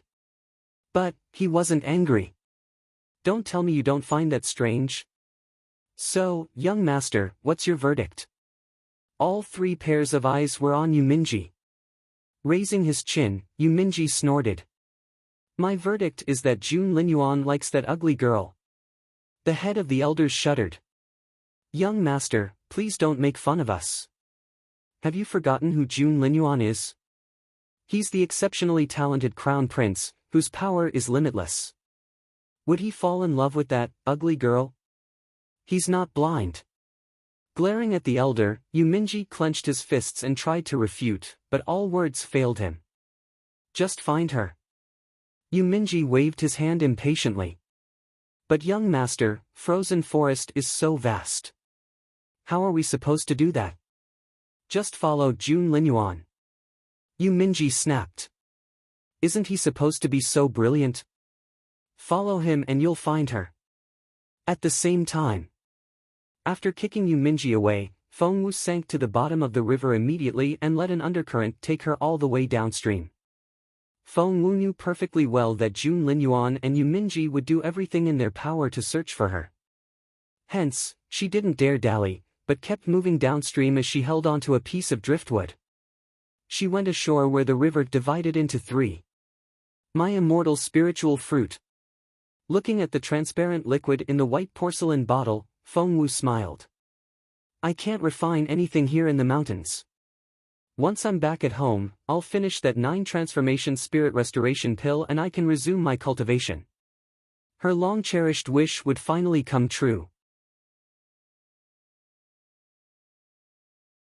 Chapter 61, Mu Jiuzhou. The faces of Jun Linyuan, Feng Sun, and Yu Minji flashed in her mind in turn, and Feng felt especially sorry for lying to Feng Sun. Brother Feng Sun, I'm sorry. Feng gripped the bottle and apologized in her head. I want to be able to cultivate again, above all else, I want to wake up my beautiful master. So, I had to take the juice of that immortal spiritual fruit. Feng caressed the dragon and phoenix spiritual ring on her index finger. With a wave of her hand, she entered the ring in her spiritual form, leaving her physical body outside.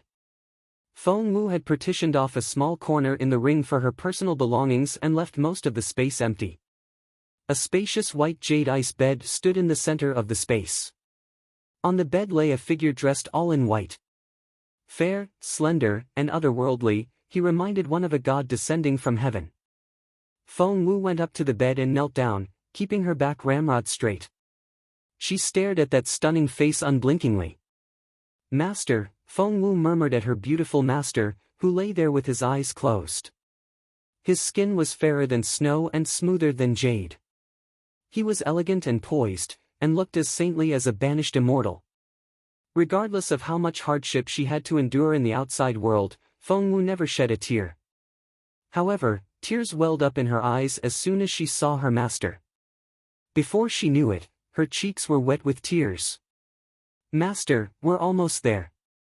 Tears rolled down Feng Wu's cheeks as she clenched her fists. I promise you I'll refine that 9 transformation spirit restoration pill when I get back. Will you wake up when I resume my cultivation and activate my true phoenix blood? As a matter of fact, the main reason Feng Wu took that immortal spiritual fruit wasn't for her own cultivation.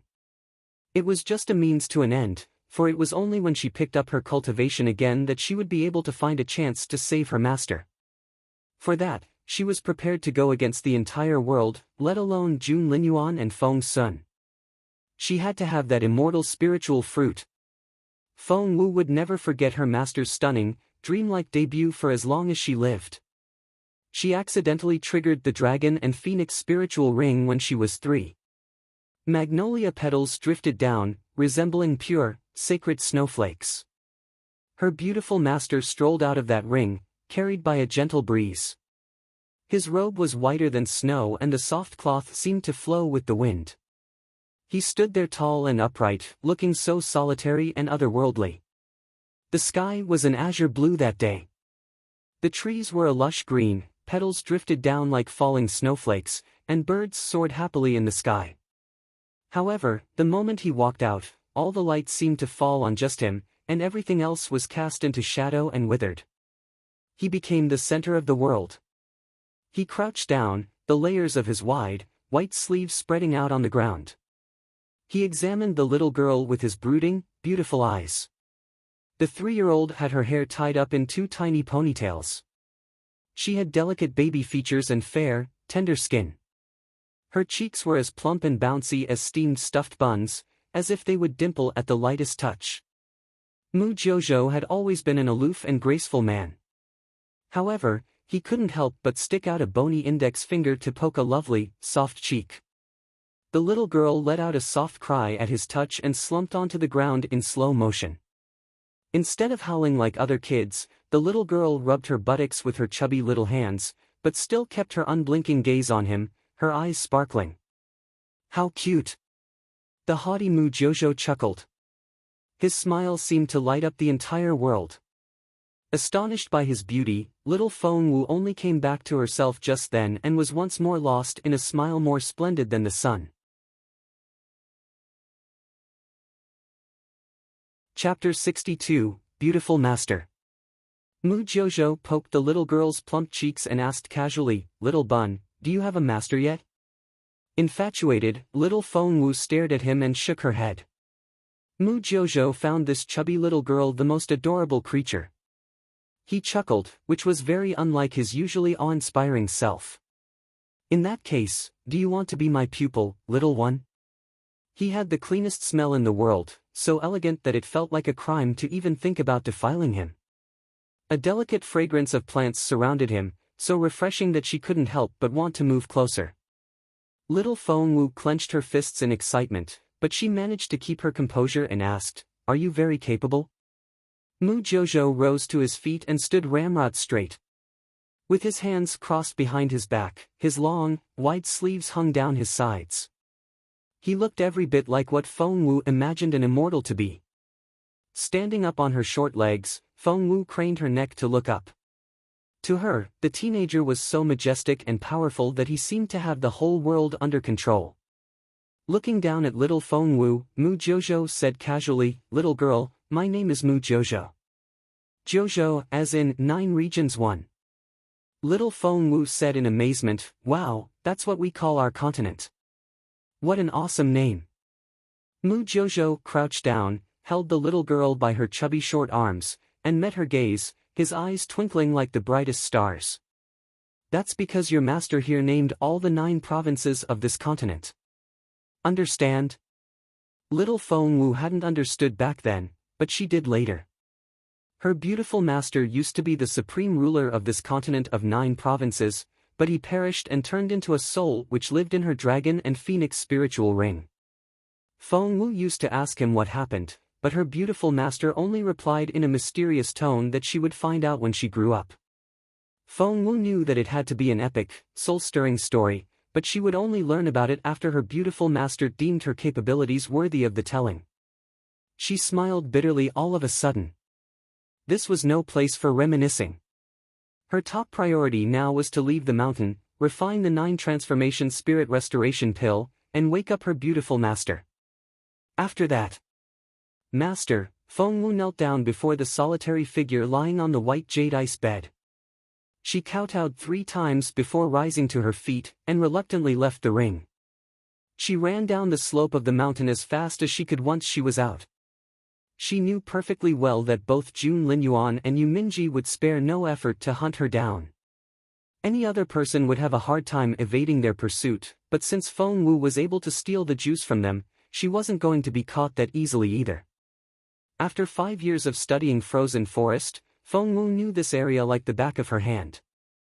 Thus, she picked a quiet meandering trail and snuck out of the forest. Feng Wu was finally back in northern border city. Looking up at the name of the city high above the grand city walls, Feng Wu clenched her fists in excitement. She was back. And in one piece.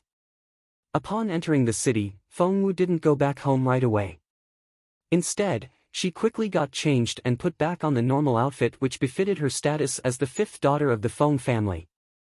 Why, isn't it Miss Feng? Feng Wu had only just walked out of a hidden corner of an alley when someone waved at her in greeting. It was a middle-aged woman carrying a basket. Auntie Wang, I see you've been grocery shopping. Feng Wu greeted the auntie with a smile. Feng Wu had been living in northern border city for 5 years, and all that time, she never. Chapter 63, Friendly Neighborhood Genius Teenage Girl. Feng Wu had been living in northern border city for 5 years. During these 5 years, she never gave up on herself like the people in the imperial capital assumed she would. On the contrary, the cheerful and lively Feng Wu connected with the local people and got along very well with them. She was well known to the locals. After removing her disguise and walking out of that alley, she was greeted by everyone she met on her way. Miss Feng Wu, here, here. An old female vegetable vendor in her 60s beckoned at Feng Wu. Grandma Zhang, how can I help you? Feng Wu went up to the old lady with a grin. The weather's been getting cold lately. Is your arthritis acting up again? If so, come to my house and I'll write you a prescription for it. Grandma Zhang couldn't stop smiling. She turned to a middle-aged man next to her and sang Feng Wu's praises. Not only is Miss Feng such a pretty young lady, she has the kindest heart. I was bedridden last time from my arthritis and thought I would never be able to walk again. Miss Feng prescribed me some herbal medicines and I was back on my feet. You don't say, the middle-aged man chimed in. My boy tripped and fell last time. He was throwing up, he had palpitations, and he kept twitching. The doctors couldn't do anything about it. They even told me to start preparing his funeral. It almost gave me a heart attack. My neighbors all told me to go find Miss Feng. Feng Wu chuckled awkwardly. She wanted to leave, but Grandma Zhang wouldn't let go of her hands. Please set her free.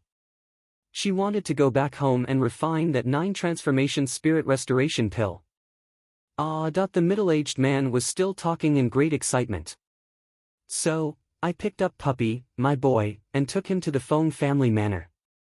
Miss Feng stuck a few silver needles in him and he was alive. She's such an amazing doctor. I bet she used to be an immortal once. Feng Wu was embarrassed by the middle-aged man's exaggeration and waved her hands in a hurry. Uncle Xiao, it really wasn't that big a deal. I only did what I could to help. I was glad to help. Uncle Xiao said, but it was a very big deal to me. You've saved my entire family. Miss Feng, this elk leg is still fresh. Please take it. Feng Wu tried to decline the offer. Uncle Xiao, I really shouldn't. Of course you should. Miss Feng, you're saying that because you don't have anything to carry it with, right? There, I have a clean wicker basket here. I'll put the leg in and you can carry it over your shoulders. Your brother will love it. Miss Feng, this is snow goldeneye beast breast meat. Make some jerky with it. It'll be perfect for young Master Feng to snack on. Miss Feng, here are some green orchid cabbages, they're just some seasonal greens. Please take some to make an extra dish for the young master's dinner. Feng Wu smacked her forehead. Had everyone already learnt what a glutton Feng Xiaoqi was? She wanted to turn them down, but the local people were simply too enthusiastic. Led by Grandma Zhang and Uncle Zhao, they kept stuffing more food into that wicker basket. Before long, it was filled to the brim. Feng Wu was speechless. All right, thank you so much for all your kindness. Please go back to your business, I'm off. Feng Wu waved at them. Just then, one moment, please. Wait, a teenage girl hurried toward Feng Wu with a blue and white porcelain bowl in her hands. Lin Ling. Feng Wu recognized the girl, who was her age. Do you need help at your wonton stall? Lin Ling wasn't particularly pretty, but she had the brightest smile, which was very appealing. Chapter 64, Halt. Lin Ling shook her head immediately. No, my wonton stall is doing great. After you taught Wang Xiaowu and his men a lesson last time, they never showed up again for protection money. Miss Feng, here are some snowy wontons my grandma made especially for you. She ordered me to give them to you. As Lin Ling said that, she stuffed the entire food container in Feng Wu's hand. She then waved goodbye at Feng Wu and promptly ran away, as if fearing that Feng Wu would refuse the gift. Feng Wu smiled wryly. The neighbors were simply too kind to her. Seeing that more and more people were gathering around her, Feng Wu waved at them in a hurry and explained with a smile, Grandma Zhang, Uncle Zhao, everyone, I've just come back from visiting a patient in our neighboring town. I really need to head back home now. See you around. Feng Wu hadn't been seen in northern border city for the past few days, so she had to have an excuse for it. Hence, she came up with that explanation, and if necessary, the entire northern border city would attest to it on her behalf. With the wicker basket on her shoulders, Feng Wu marched on, turning back to wave at the neighbors every now and then. The neighbors started an animated discussion as they waved at Feng Wu. Was that Lin Ling the girl whom Wang Xiaowu almost took by force, because he wanted to make her his concubine? Yes, that was her. Grandpa and Grandma Lin tried to stop those men and were almost kicked to death by Wang Xiaowu. Thank God Miss Feng showed up in time and helped them out, otherwise we'd be visiting the graves of that family of 3 by now. Not only did Miss Feng save them, she taught them a skill so that they could make a living. You have to admit, there's something so special about the wontons the Lin family makes. We're so fortunate to have Miss Feng here in northern border city. She's saved countless lives since she got here. She's like a living Buddha among us. Feng Wu didn't hear any of that conversation, for she was hurrying back home. Qiuling had been so panic-stricken 3 days ago when the eagle had snatched Feng Wu. She couldn't even begin to imagine what a chaotic state her home had to be in by now. Moreover, as the eagle carried her away, she had spotted the visitors from the Feng clan from the imperial capital. They were led by Feng Yiran and Feng Lu, the oldest and the 6th children of the clan. They were Feng Wu's cousins, the offspring of her oldest uncle. Neither of them was the type one wanted to hang out with. The brother was a creepy hypocrite and the sister was obstinate and capricious. Back when Feng Wu was first crippled, those two were the ones who had enjoyed humiliating her the most. Feng Wu quickened her steps at that thought. For she had to take care of the sentimental beauty, her mother, and her naive and kind-hearted younger brother. She was eager to find out how her mother and brother were doing now. The unknown scared Feng Wu. She ran as fast as she could. Soon, she reached the front entrance of the old Feng family manor. 2 guards stood on either side of the gate.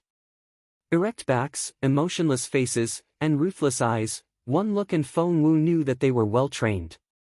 Feng Wu narrowed her eyes. She had never seen them before, so they must have come from the imperial capital. As expected, when she was about to enter, the 2 intimidating guards blocked her way by crossing their sabers together. Halt! Chapter 65, You'll come to grief acting like this.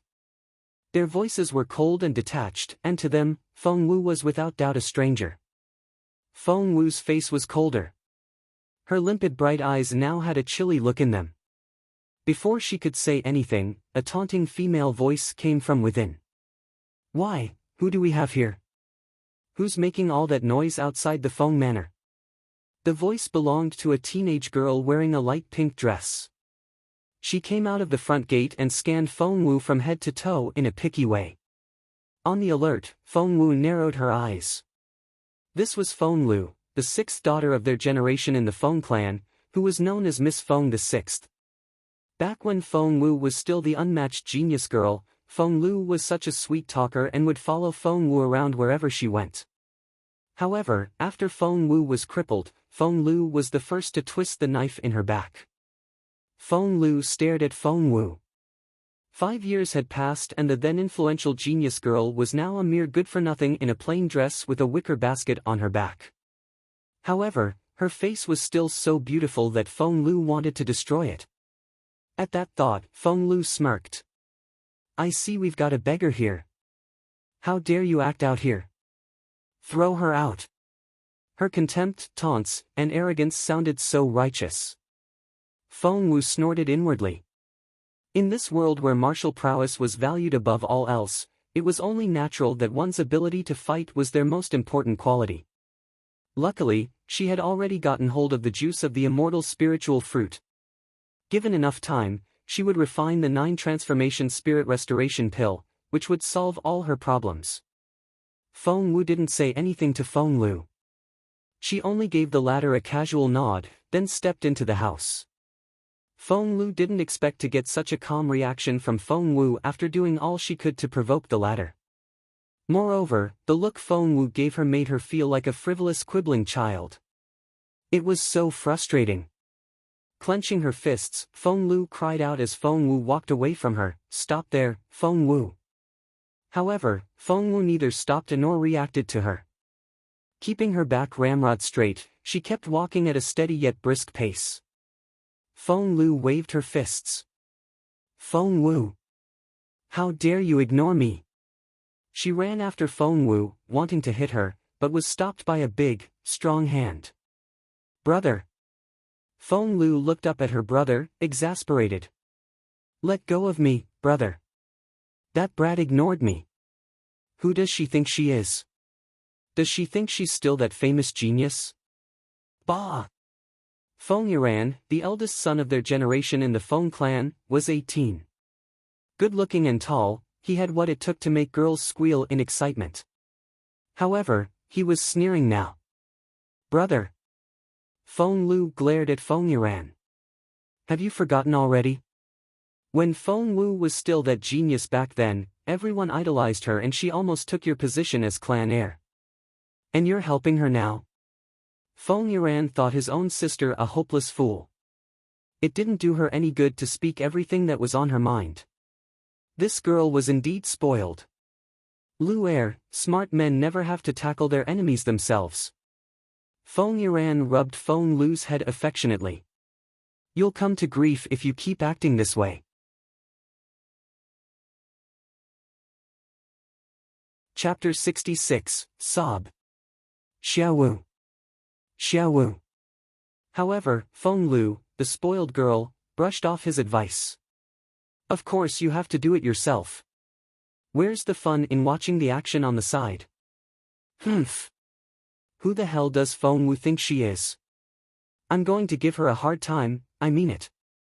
After those words, Feng Lu threw off Feng Yuan's hand and rushed back inside the house, smirking as she ran.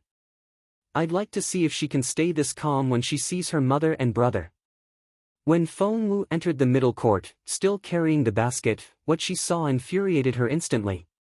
Her innocent younger brother was doing hard manual work in the spacious courtyard. He was naked to the waist and she could make out some welts on the fair skin of his back. Covered in sweat, he was panting as he carried some bricks around. He was moving them across the courtyard. Carrying bricks? Feng Wu's eyes widened. Kaiyue, Feng Lu's maid who had grown up with her, stood there with an inky black whip in her hand. She cracked it loudly in the empty air and berated Feng Wu's younger brother like an exploitative supervisor. "Faster! Finish your task and don't even think about shirking." The young master and my mistress have made it clear that you're not resting until you've finished moving all 10,000 bricks. Feng Wu's beautiful mother was weeping like a pear blossom soaking in the rain. Xiaoqi, my poor Xiaoqi, why isn't your sister here? Xiaoqi, are you alright? Does it hurt? Her mother wasn't called a beauty for nothing. Back in her day, she was deemed the most beautiful woman in the Junmu Empire. Her skin was fairer than snow, her hands were so soft that they looked boneless, and she moved in the most graceful manner. In a word, her beauty was breathtaking. Now that she was crying, she seemed to outshine the sun, the moon, and heaven and earth. The beautiful lady then tried to run over to Feng Xiaoqi to help him, but Xiaoma, Feng Lu's other maid, grabbed her hand and stopped her. Gazing at the weeping lady, Xiaoma turned to look the other way. The lady was so beautiful, and her crying only made her more attractive. Even Xiaoma, who was a girl and Feng Lu's maid, couldn't help but feel touched by the lady's weeping. If it were up to her, she would readily loosen her grip and help the lady out. Feng Wu put down the basket and shouted, "Stop!" All eyes turned to her instantly. Feng Xiaoqi was the first to react. He was the seventh son of the Feng family and Feng Wu's own brother. Sister! Sister! Feng Xiaoqi grew up under Feng Wu's wing, and during the past 3 days of being tormented and abused, he had never stopped praying that his godlike big sister would descend the next moment and rescue him from this misery. Although his sister was deprived of all her cultivation, Feng Xiaoqi firmly believed that nothing in this world could beat his genius sister. Feng Xiaoqi yelped, then hurtled toward Feng Wu like a cannonball, so fast that the others didn't have time to react. "Sister, look what they did to me." Wrapping his arms around Feng Wu's neck, Feng Xiaoqi whined loudly. Xiaowu, sob, the beautiful lady also broke free of Qiaoma's grip, more precisely, Qiaoma let her go on purpose. All her weeping did nothing to mar her stunning beauty. Instead, it only accentuated how appealing she was. Stumbling toward Feng Wu until she caught her daughter by the sleeve, the slim, beautiful lady looked so delicate and touching. Sob. "Xiaowu, my Xiaowu, you're finally back." Feng Wu was the real pillar of this family of 3. The corner of her mouth twitching a little, Feng Wu rubbed her forehead in resignation. Chapter 67, Nice Try. Despite her unquestionable beauty, Feng Wu's mother was. Well, let's just say that she wasn't the sharpest tool in the box. She had lost most of her memory due to some unknown incident, and she only had the intelligence of a little girl. Hence, compared with the 12-year-old Feng Xiaoqi, their beautiful mother felt more like the youngest person in the family. As a result, Feng Wu had been the backbone of the family for the past few years, despite the fact that she wasn't an adult yet. Feng Wu's heart went out to the 2 family members weeping on each of her shoulders. She rubbed Feng Xiaoqi's head, then gently wiped away the tears from her beautiful mother's cheeks. How beautiful her mother was! Her eyes were clear and innocent and her wispy eyelashes were dark and glossy. Whenever her mother cried, Feng Wu felt like crying with her. A few steps away, Xiaoyu's grip on the whip tightened. She thought about rebuking them, but decided otherwise when she remembered Feng Wu's famed toughness. Just then, Feng Lu stormed in after Feng Wu. A crooked smile emerged on her face when she caught sight of the crying trio. "What do we have here? Why all the tears? Is someone getting thrown out now?" Feng Xiaoqi felt sick to his stomach just looking at Feng Lu, and blue veins popped on his fair, smooth forehead. You're an evil person. I hate you." Grabbing the black whip from Xiaoyu's hand, Feng Lu smirked and pressed, "Tell me. What's so evil about me?" Feng Xiaoqi gritted his teeth. With his sister back, he felt much more self-assured now. He straightened his back and lambasted her. "You tortured me and forced me to move 10,000 bricks every day. I had to carry them from there to here yesterday and you ordered me to carry them back over there today.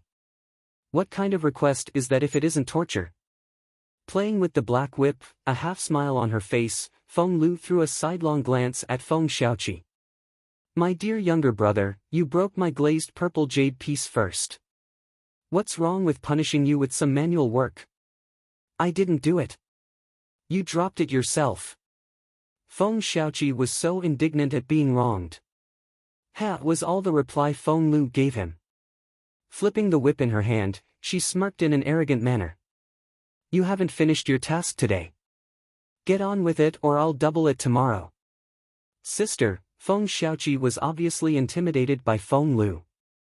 He then turned to Feng Wu, looking as pitiful as a puppy. Rubbing his head, Feng Wu shifted her gaze from Feng Lu to Feng Yuan. Feng Lu was impossible to reason with. Would Feng Yuan be equally shameless? Turning her limpid eyes on Feng Yuan, Feng Wu asked calmly, Brother, what do you have to say about this? Feng Yuan's face remained impassive and he looked as reserved and elegant as a son of a respectable family should. Keeping his left hand behind his back, he frowned and stared at Feng Wu reproachfully. Wu, we've accepted the fact that you're no longer fit for cultivation, but how could you let the same thing happen to Xiaoqi, our brother? On guard, Feng Wu narrowed her eyes. Feng Yuan went on accusing Feng Wu in that self-righteous tone. Xiaoqi wasn't the most talented young man out there, but he wasn't useless either. He already started on his cultivation in the imperial capital back then, but it's been 5 years, why is he still only a level 1 spiritual master? Wu, even if you're jealous of Xiaoqi, how could you bring yourself to cripple him as well? The lofty and fatherly-sounding accusation instantly trapped Feng Wu in an awkward position. Feng Yuan, nice try.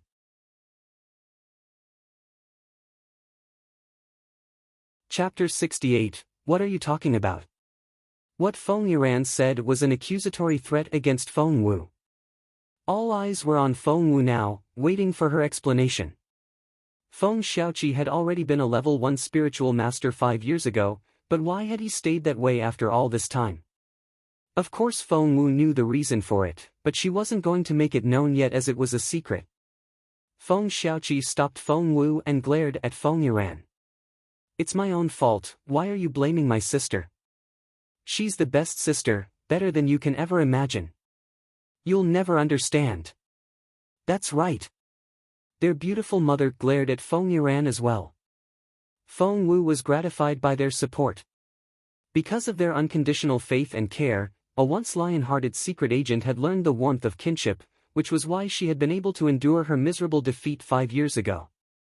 She needed them as much as they needed her. Feng Yuan frowned, looking displeased. He had tried a few things in the past 3 days. He wanted to drive a wedge between Feng Wu and the mother and son by throwing mud at Feng Wu, but those two were the most stubborn fools who shook their heads at all the temptations he had to offer. They refused him time and time again. Nothing he said would get through. Feng Yuan was at a loss. Feng Wu was useless now. Why did they still put so much faith in her and believe that she could solve all their problems? What was so special about Feng Wu? Feng Wu gave Feng Yuan a half-smile. Brother, anything else? Feng Yuan frowned and assumed a dignified air. If you can't teach Xiaoqi well, I'll do it. Carrying bricks might look like punishment, but it's actually a way to temper his mind and strengthen his body, so that he can progress in his cultivation. To subdue his spirit and exhaust his muscles, so that great responsibility can be thrust upon him? That's some very big claim. Brother, can you even convince yourself? Feng Wu asked sarcastically.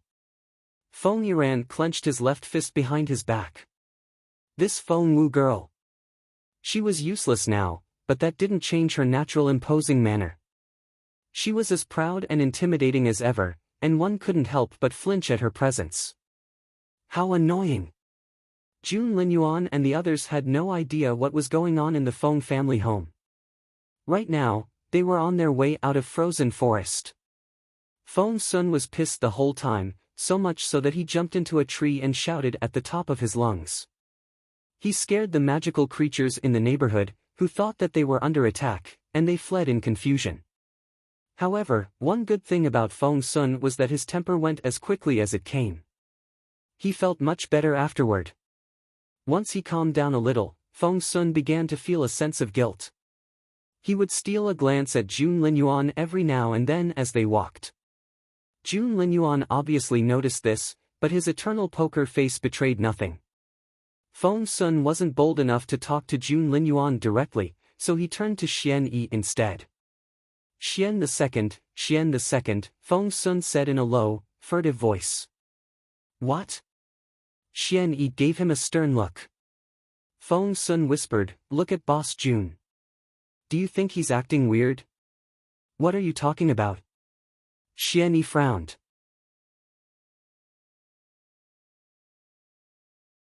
Chapter 69, Are we really visiting the Feng family? He's not angry. Feng Sun snapped. We've traveled this far from the imperial capital just for that immortal spiritual fruit. Now that it's gone, Boss Jun doesn't seem to mind at all. Don't you find that strange? Xian Yi tilted his head and pondered the question. You do see what I'm getting at, don't you? Don't you find it strange, too? Feng Sun stared at Xian Yi unblinkingly with his big pretty eyes, eager for a response. However, Xian Yi shook his head. No, I don't find it strange. But why? Feng Sun raised his voice in vexation, but covered his mouth almost immediately and went back to whispering. Why don't you find it strange? It's the strangest thing. And there's more. Which is? Boss Jun was actually lost in thought. I've been watching and his mind is actually capable of wandering off. Holy crap, Feng Sun almost thought that he had been sucked into another universe. Xian Yi found him ridiculous. What's so strange about that? It's not, if it happened to anyone else, but this is Jun Linyuan we're talking about here. As in the Jun Linyuan. His mind wandered off. Xian Yi was speechless and shook his head. I think that Feng Xiaowu did this to you. You're suspicious of everything now. You really think that's normal? Feng Sun asked again. Yes. It's only in my head. Yup. But. Just keep walking. Alright. A few moments later, Feng Sun turned to Xian Yi again. But I still find it strange. Boss Jun is so smart and there's no way that he can't track Feng Xiaowu down. But this time, we have no leads whatsoever. That just doesn't make sense. He was Jun Linyuan, the guy who could track down the enemy general all by himself when he was only 7. How was it possible that he couldn't find a single girl? That didn't make sense. Not at all. Xian Yi ignored him and marched on. Feng Sun scratched his head. Was he being overly suspicious? Sigh, he blamed it all on Feng Xiaowu. At that thought, Feng Sun turned his mind to the girl again. That brat. If she shows up again, humph. Once he switched to his chatterbox mode, Feng Sun couldn't stop. Running up to Jun Linyuan, he asked cheerfully, Boss Jun, where are we going now? Jun Linyuan didn't reply, but Fairy Miao on the other side said loudly, didn't we agree that we'd visit the Feng family after this? You all said you were going to see Feng Wu. Young Lord Feng, don't tell me you forgot. Fairy Miao couldn't care less about the immortal spiritual fruit, nor did Feng Xiaowu pose any threat to her. However, she couldn't get over what Feng Sun had told her. The guy called Feng Wu a beauty and said that the crown prince was still betrothed to Feng Wu. Feng Sun smacked his forehead. Shit, I forgot all about that. Boss Jun, are we really visiting the Feng family now? All eyes turned to Jun Linyuan and everyone waited for his decision. No matter what the others said, it was all up to Jun Linyuan. The look on the crown prince's face was indecipherable. They seemed to see a flicker in his eyes, but nothing was there when they looked again. Jun Linyuan gave Feng Sun a non-committal look. Do whatever you want.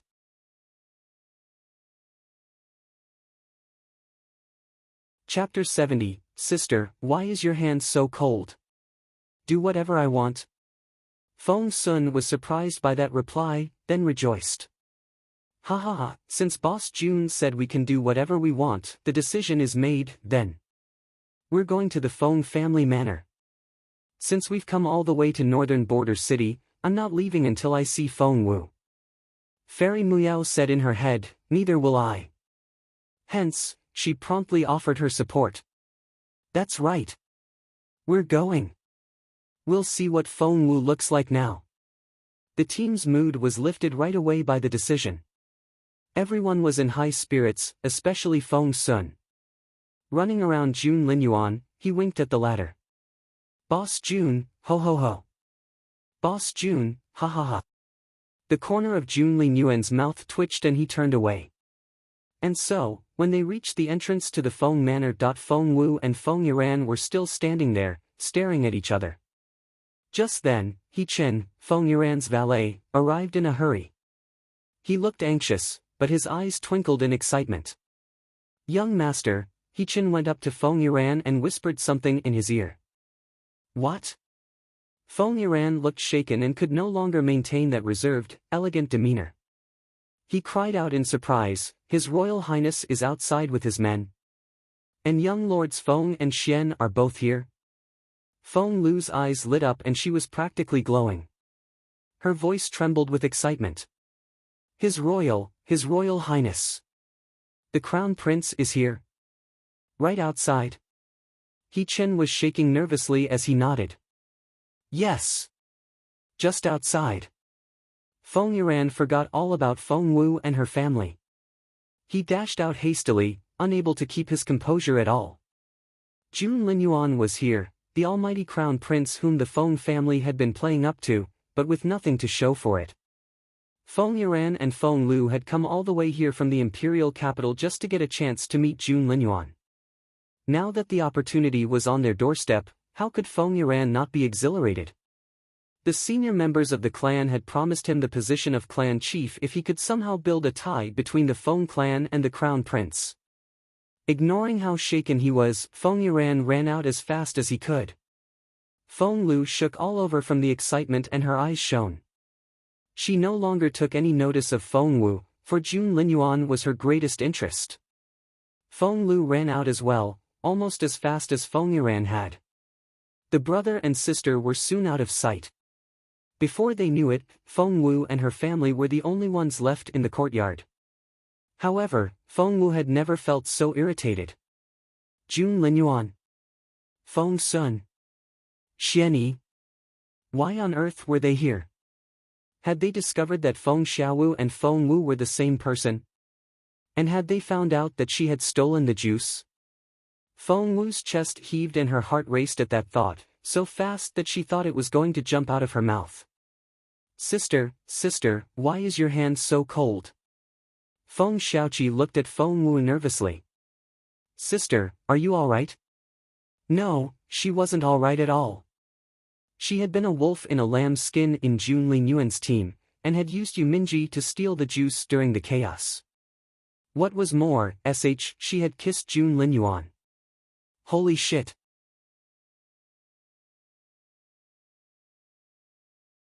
Chapter 71, Stunning. Sister, why are you blushing? Are you alright? Feng Xiaoqi asked anxiously. Feng Wu took a deep breath and was going to reply when Feng Xiaoqi said, Sister, is His Royal Highness the same crown prince that you used to be engaged to? Feng Wu was speechless. Blinking his clear, innocent big eyes, Feng Xiaoqi eyed Feng Wu suspiciously. So, are you nervous because of him? Sister, are you actually? No. Feng Wu cut him off immediately, clenching her fists to demonstrate how resolute she was. Feng Xiaoqi looked even more suspicious. On the other side, her beautiful mother was still holding onto Feng Wu's sleeve, all teary-eyed. She looked so delicate and vulnerable that it would pain anyone to see her that way.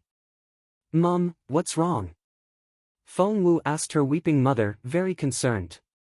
With her fair, smooth hands, the beautiful lady caressed Feng Wu's hair, face, and clothes in turn. Tears rolled down her cheeks and dampened her clothes. Feng Wu felt even more sorry for her. Mum, what's going on? It's all my fault. Choking with sobs, the beautiful lady took Feng Wu's hands. I failed in my task as a mother. Look, your hair is so dirty and it smells. And your skin, it's filthy. And your clothes. You're the fifth daughter of the Feng family, you shouldn't be wearing such coarse material. It's a humiliation for someone of your status. Her beautiful mother went on, still sobbing. You're supposed to dress elegantly, eat nice food, enjoy the finest materials, and smile without showing your teeth like a true, graceful young lady should. But look at you, you're living as rough as a wild monkey. It just pains me to see you this way. Feng Wu rubbed her forehead. All her mother ever wanted was to make her into the typical young lady of an eminent family who barely ever left her bedchamber. In her mind, that was the only way of living suitable for Feng Wu. However, that was never going to happen. Come, let's prep you. You cannot walk around looking like that. Crown prince or not, her beautiful mother couldn't care less. Feng Wu was all she cared about. Well, maybe Feng Xiaoqi would pop into her head every now and then. Feng Wu was eager to wash off the evidence she had brought back from Frozen Forest as well. Otherwise, Jun Linyuan would definitely pick up something with his sharp eyes. Hence, for the very first time, Feng Wu nodded happily at her mother's request. Sure. The beautiful lady's biggest hobby was to dress Feng Wu up. Consequently, in the last 5 years, she had spent all her spare time making clothes for Feng Wu all by herself. One had to admit that when it came to getting someone polished up, the lady was an expert. Feng Wu didn't want the whole shebang, but she eventually succumbed to her mother's tears. Anyway, she had already come up with an idea to repulse Jun Linyuan. When Feng Wu cleaned herself up and came out in splendid attire, Feng Xiaoqi was the first to express his astonishment. OMG! You, Feng Xiaoqi covered his mouth in shock, his eyes popping out. Who are you? Are you really my sister? Really? Feng Wu usually never put any effort into what she wore, and so far all her mother's attempts to dress her up had failed. Hence, despite her stunning beauty, other people only saw her walking around barefaced and in the plainest clothes. However, now that Feng Wu was rigged out in her best, she looked stunning.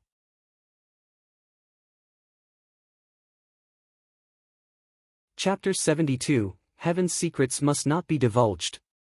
Feng Wu had given it some thought.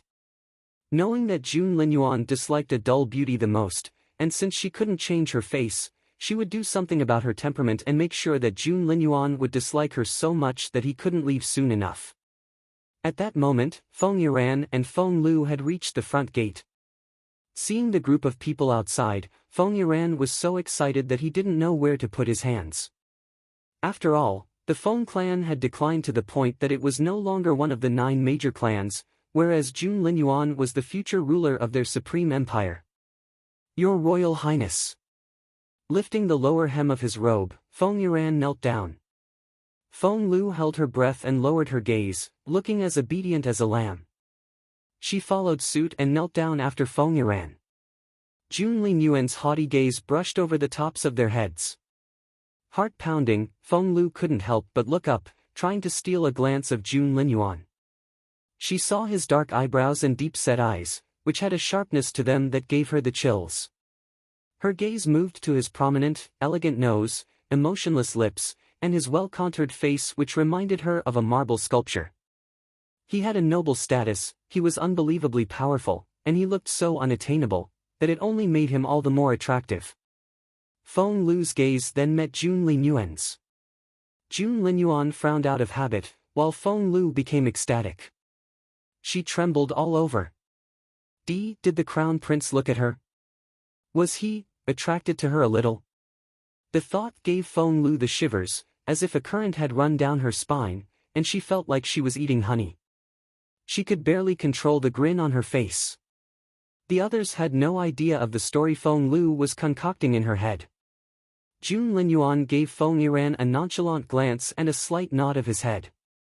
He then marched in before Feng Yuran rose to his feet, acting as if the latter didn't exist. Feng Yuran only found Jun Linyuan's indifference the most natural reaction. Straightening his robe, he hastily followed the crown prince in. Jun Linyuan walked at the very front with a grim face. From his matter-of-fact manner, one almost thought that this was Jun Linyuan's own palace instead of the Feng family manor. Feng Yuan walked behind him. Since he didn't dare speak to Jun Linyuan, he cupped his hands at Feng Sun and smiled obsequiously at the latter. Young Lord Feng, it's been a while since we last met in the imperial capital. To Jun Linyuan, Feng Sun acted like an attendant, but the latter was as condescending as a young noble lord should be when talking to Feng Yuan. Darting a look at Feng Yuan, he replied with a casual, Feng Yuan asked in an oily voice, "Young lord, would you be so kind as to enlighten me on the purpose of His Royal Highness's visit today?" Feng Sun gave him a half-smile. "I think, the Feng clan might climb up the social ladder again." "What?" Feng Yuan was at a loss. "Climb up the social ladder?" His eyes lit up all of a sudden. The Feng clan used to be one of the 9 major clans, albeit the most inferior one. However, it dropped out of that ranking when Feng Wu was crippled. "Young Lord Feng, do you mean?" Feng Lu cried out in surprise, then covered her mouth. Feng Sun smiled mysteriously. As the saying goes, heaven's secrets must not be divulged.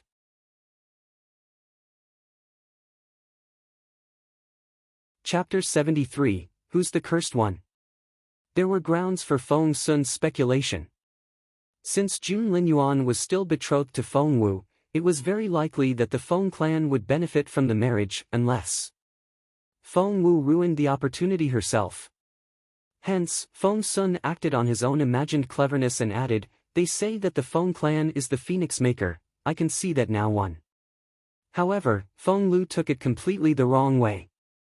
As an expert in self-delusion and filling in the gaps of a story herself, her heart raced when she heard Feng Sun's comment.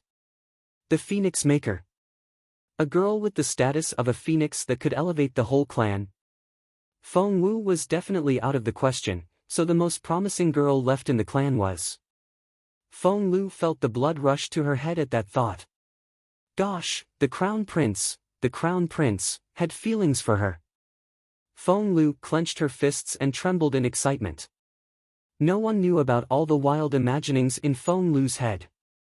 Feng Yuan watched as Jun Linyuan headed for the middle court, and his stomach lurched as he recalled that Feng Wu was right there. Deeming Feng Wu a stubborn, stupid girl, he presumed that Feng Wu had to hold a grudge toward the crown prince for breaking off the engagement. Fearing that the resentful girl would offend His Royal Highness, Feng Yuan ran up to Jun Linyuan's side in a hurry, bowed, and gestured in another direction. "Your Royal Highness, the main hall is this way." Feng Sun frowned. "Feng Yuan, are you stopping us from going to the middle court? What are you playing at?" Feng Yuan didn't dare keep anything from the crown prince and his entourage. He gestured with his hand and smiled awkwardly. "To be honest with you, the middle court is right ahead, but a cursed person resides there, and I'm afraid that this person will offend my honorable guests, hence." "A cursed one? Who's that?" Feng Sun asked curiously. "Well, as you might have heard, a disaster befell the Feng clan, and this bane of ours is the reason we're no longer among the 9 major clans. As a result, we banished that person here to the old manor on the northern border." Feng Sun blinked. "Don't tell me that by cursed one you're referring to Feng Wu." Feng Yuan was embarrassed. Sigh. "How unfortunate. My poor family." Fairy Miao chuckled into her palm. She couldn't stop herself from grinning. She wouldn't admit defeat before coming to the Feng family manor, for she couldn't stand the thought of being outshone by a useless girl like Feng Wu. After hearing the contemptuous remarks of a member of the Feng clan, she was over the moon. Feng Sun, on the other hand, gave Feng Yuan a strange look, which made the hairs on Feng Yuan's back stand up. "Feng Wu. I haven't seen her for 5 years, I wonder how she's doing now. I'd like to see her." Feng Wu smiled. "Take us there." Feng Sun remained as haughty as a young noble lord should be toward Feng Yuan and couldn't be bothered to show any consideration. Feng Yuan turned to Jun Linyuan. The crown prince stood there with the same impassive look on his face and brooding eyes. No one knew what was going on in his mind. He neither opposed nor agreed with the suggestion. That non-committal manner only baffled Feng Yuan further. We'd like to see her, like, right now. Feng Sun threw a dirty look at Feng Yuan.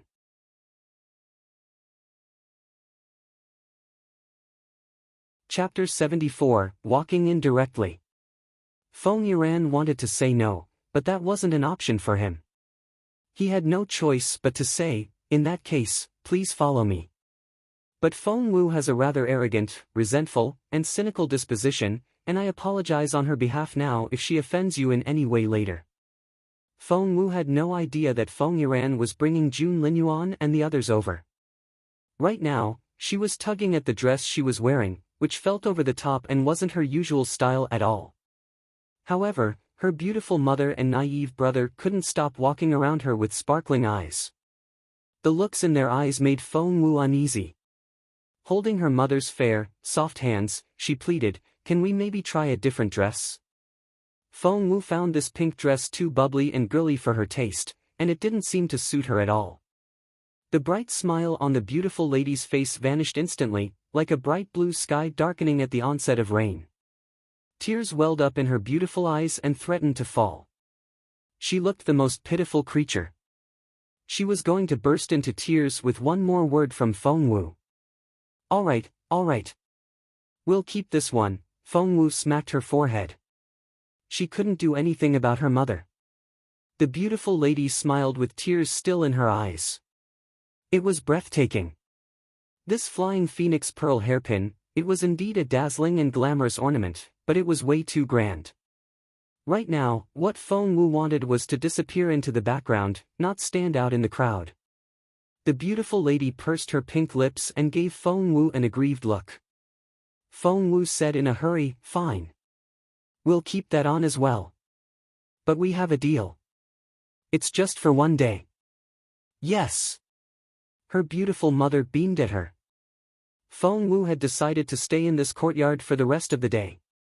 If everything went as planned, she should be able to avoid Jun Linyuan that way, and wouldn't have to put on any sort of act. That would be great. However, she just couldn't stop fidgeting. "Sister, are you that uncomfortable in nice clothes?" Feng Xiaoqi looked Feng Wu up and down. "Sister, if you walk out like this, I promise you that the crown prince will be swept off his feet." Feng Wu snapped, "Knock it off. Now, go have a look and tell me what's going on outside. Jun Linyuan is no Philistine who will be affected by a pretty face. He's, like, the most haughty man out there." "All right." Feng Xiaoqi nodded and ran out. However, before he reached the entrance, he shrieked and ran back in. Sister, not good. His Royal Highness is coming." Feng Xiaoqi hurried back, shouting at the top of his lungs. "Not good? His Royal Highness is coming?" Jun Linyuan and the others heard everything Feng Xiaoqi said. Feng Yuan's face darkened right away. What was that supposed to mean? Did they have something against the crown prince? Just keep it to yourselves if that's the case. It was the crown prince they were talking about. They could sign their death warrants if they wanted, but don't drag the clan down with them. Feng Yuan wished he could throttle Feng Wu right there and then. Smiling obsequiously, he apologized to Jun Linyuan. "Your Royal Highness, that was so audacious of Feng Wu. That Feng Ichiwan is also mentally challenged, there really isn't much to see here. How about we?" Jun Linyuan ignored Feng Yuan completely. Striding ahead on his long legs, he walked in directly.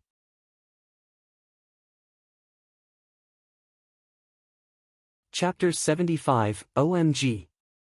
By now, Feng Xiaoqi had reached Feng Wu. Sister. Bad news. His Royal Highness is here."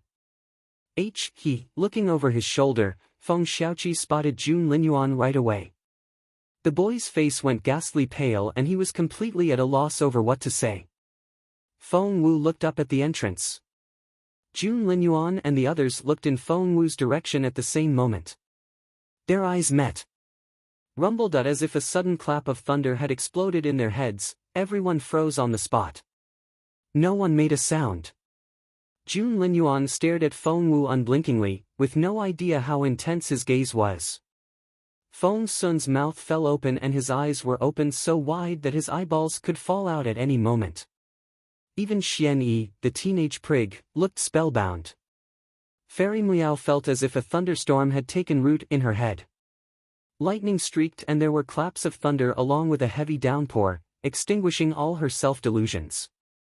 Feng Yiran and Feng Lu were also rendered speechless. For Feng Wu, looked amazing.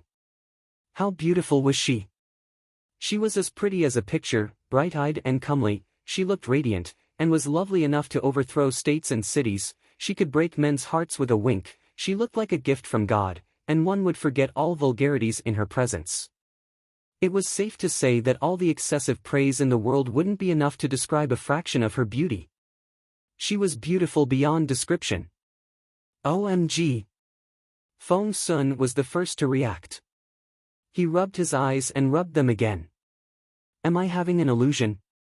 I always knew that she was going to be a beauty, but I never expected this. She's gorgeous.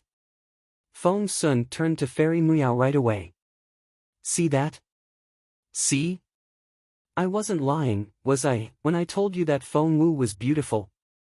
Now that you've finally seen her with your own eyes, do you believe me now?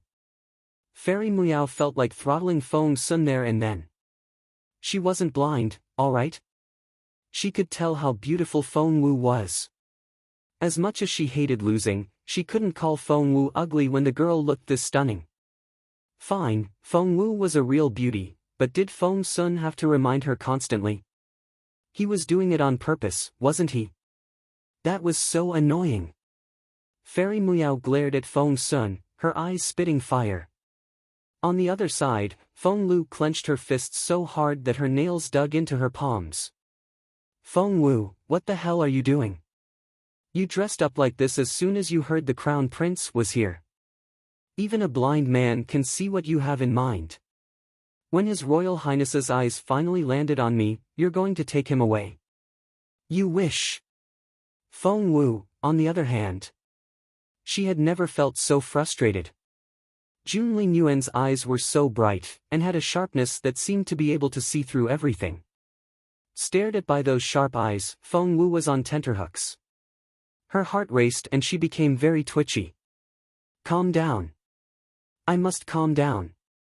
The consequences would be unthinkable if he found out.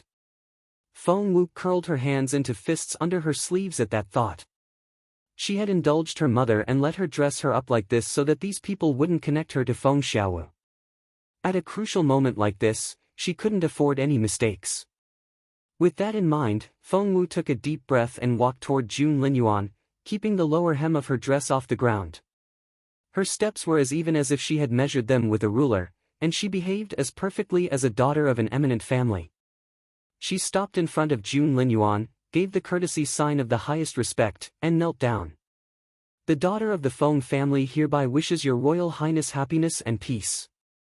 She followed the etiquette to the T without an extra step or word.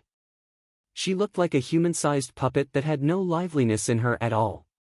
The girl in high spirits they remembered was nowhere to be found. Jun Linyuan frowned a little.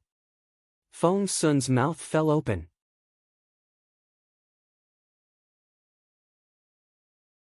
Chapter 76, What good will your beauty do you?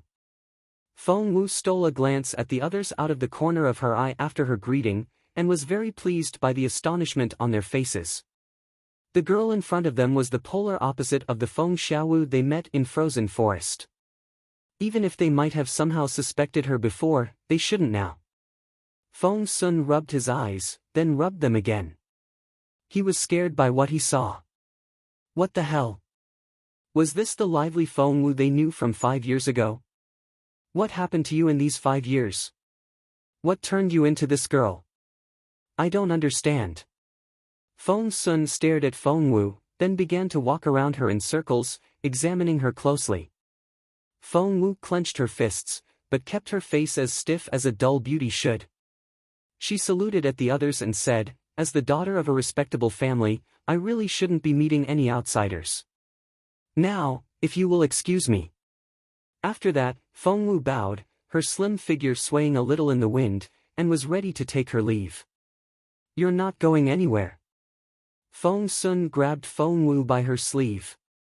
Feng Wu could feel an intense gaze on her right hand, which seemed to prick the skin. Jun Linyuan was observing her. Caught between Jun Linyuan's and Feng Sun's attention, Feng Wu took a deep breath. She had to put on a convincing act, otherwise she would be paying a very big price. Looking up, Feng Wu stared at Feng Sun with glistening eyes, her tone flat and emotionless. "Young lord, it's improper for men and women to touch hands. If your grace insists on behaving like this, I will have no choice but to crack my head open on the iron column over there to defend my virtue." That successfully scared Feng Sun off and he let go of her hand immediately. However, he still stared at Feng Wu, it was just that he looked displeased now. Frowning, he murmured to himself, "Can 5 years change a person so much?" He still remembered that unrestrained Feng Wu when they fought each other back then. She never hesitated to kick him in the groin. But now, she wouldn't stop all this formal address and she knelt down all the time. It was so upsetting. Feng Sun even began to suspect that a different soul was living in that body now. How could she have become such a boring girl? Feng Wu bowed at Feng Sun again. Feng Sun waved his hand in vexation. "Keep still and don't bow again. You're not a maidservant, what's with all these humble moves? I'm so frustrated with you." As the saying went, the higher the expectation, the bigger the disappointment. In Feng Sun's memory, Feng Wu had always been an aloof yet lively girl, who was as brilliant as the morning sun. Who was this prude in front of him now? Hence, Feng Sun flipped his sleeves and turned around grumpily. He seemed to be angry with himself as much as with her. Seeing Feng Wu like this, Xian Yi frowned as well, looking utterly disappointed. Fairy Muyao, who had been astonished by Feng Wu's beauty, was elated to see how boring the girl turned out to be. "Ha ha ha, Feng Wu, what a waste of that stunning face of yours. That's such an off-putting personality. What good will your beauty do you?" Feng Yuan and Feng Lu exchanged looks. This was strange.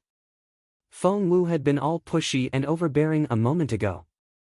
What was going on here?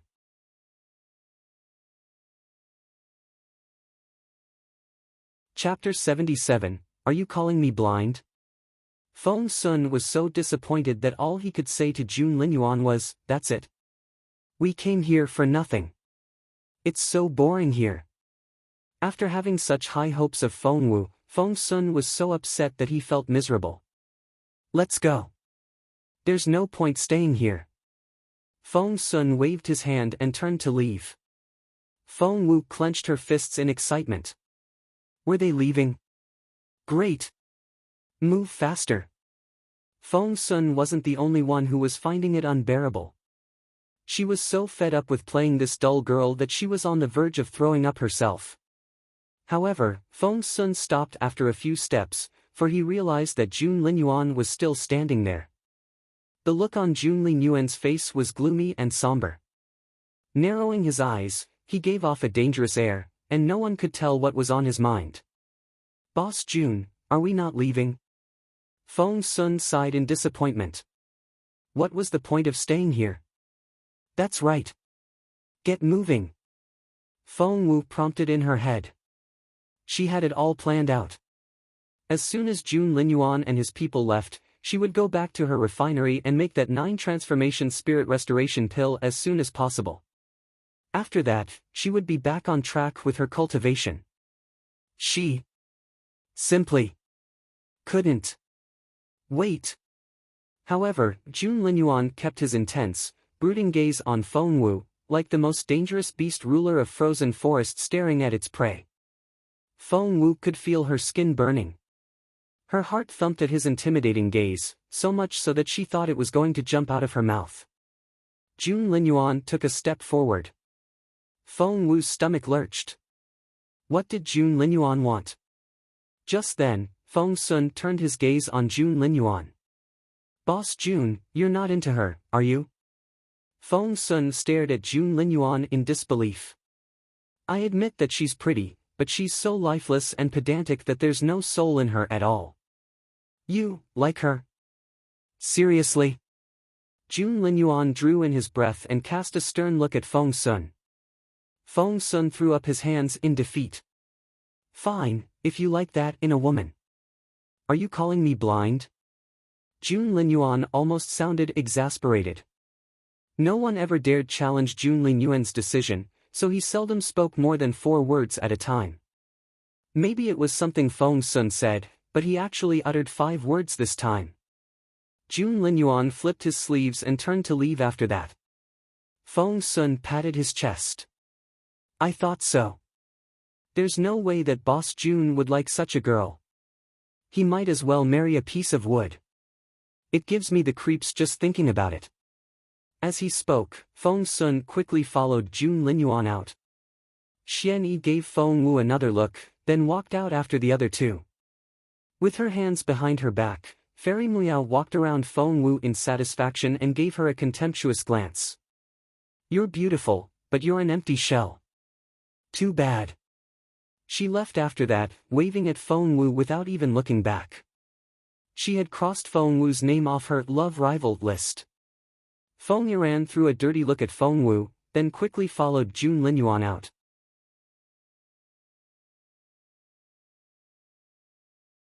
Chapter 78, Celebrate what?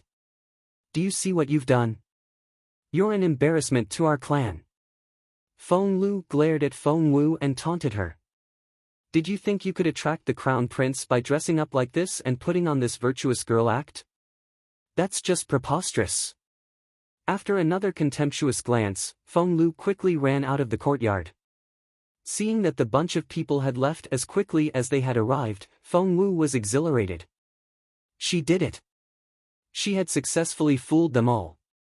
Which meant that no one had found out who Feng Xiaowu really was, nor did they know that she had taken the juice of that immortal spiritual fruit. This was such great news. Feng Wu made a fist in excitement. Finally, she could start working on that 9 transformation spirit restoration pill.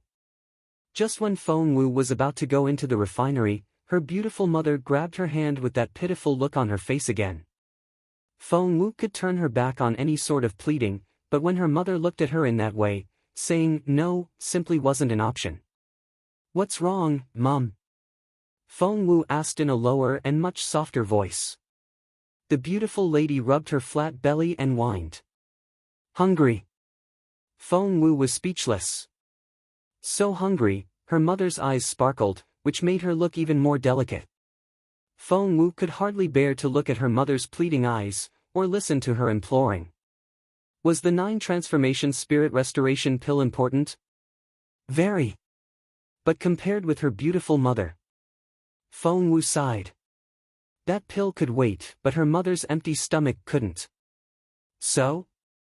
Feng Wu looked at her dear mother in resignation. She sometimes even felt that she had switched roles with her mother. Why did it feel like she was the one raising a daughter, not the other way round? Feng Wu didn't know whether to laugh or cry. Sister, are you cooking for us? Really? Feng Xiaoqi, who had been listening to their conversation, was over the moon. Sister, it's been a while since you cooked for us. Looking from Feng Xiaoqi to her beautiful mother, both of whom stared at her expectantly, Feng Wu didn't know what to say. Is my cooking that good? Yes. Feng Xiaoqi held up a fist in excitement. Sister, you have no idea. Your dishes are so delicious that I can practically swallow my tongue along with them. Yes.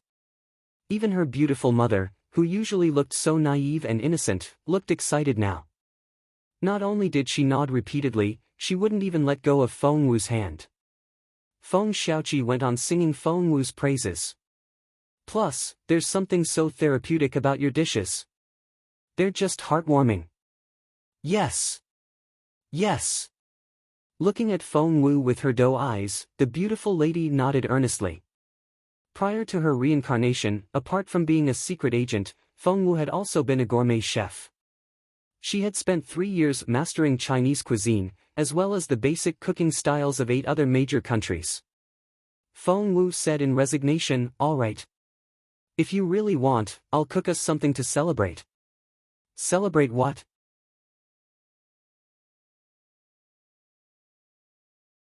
Chapter 79, You don't mean Feng Wu, do you?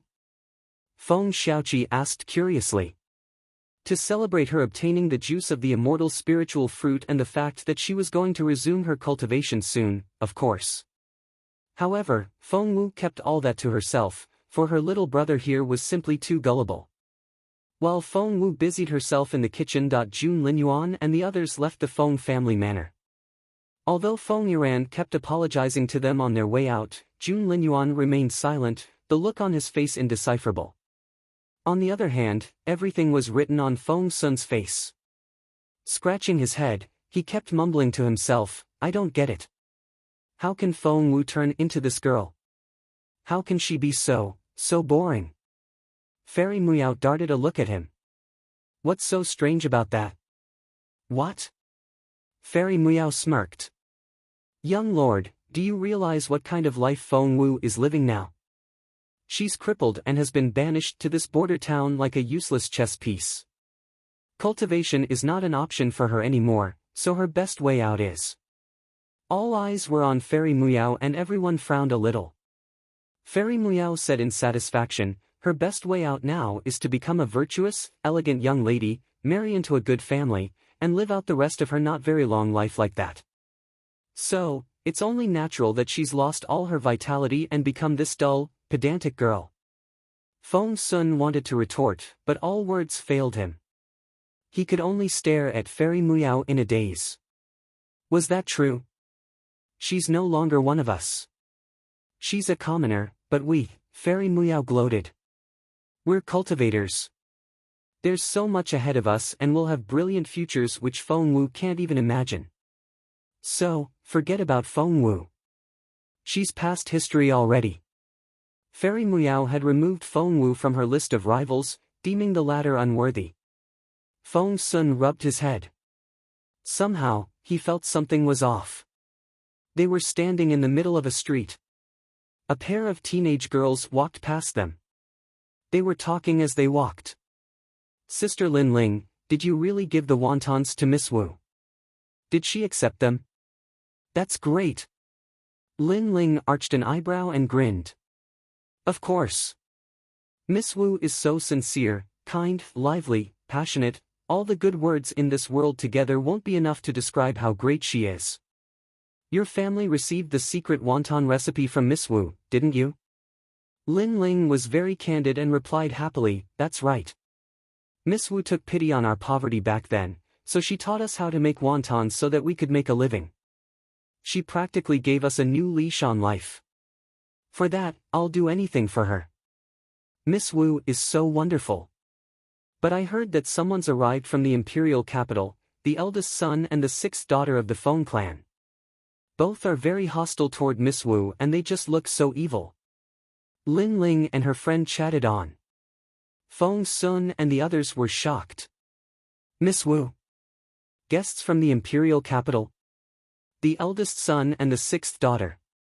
Wait." Feng Wu stopped Lin Ling, who was still talking to her friend. "By Miss Wu, you don't mean Feng Wu, do you?"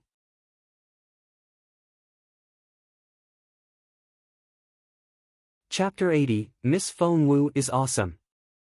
Feng Sun's eyes widened and he took Lin Ling by the arm. Startled, Lin Ling stared at Feng Sun. "And you are?" This was such a nice-looking teenager. His lips were pink, his teeth were so shiny, and he looked so refreshing. Lin Ling had never met such a handsome young man before and she was a little dazed. As smart as Feng Sun was, he realized that he wouldn't get his answer in the normal way, so he smirked and asked, "You didn't mean Feng Wu, right? That useless fifth daughter of the Feng family?" Lin Ling's face darkened at those words. Enraged, she threw off Feng Sun's hand and glared at him. What was that supposed to mean? Who did you call useless? Miss Wu is awesome. She's everything but useless. Lin Ling's friend was called Song Yusin, who was also a fan of Feng Wu. Right now, the gentle girl was also glowering at Feng Sun. Feng Sun was at a loss. He was the young lord of Northern Feng Mansion and someone sought after by so many young women in the imperial capital. Why was he getting attacked all of a sudden? Feng Sun snapped, "What? Did I say something wrong?"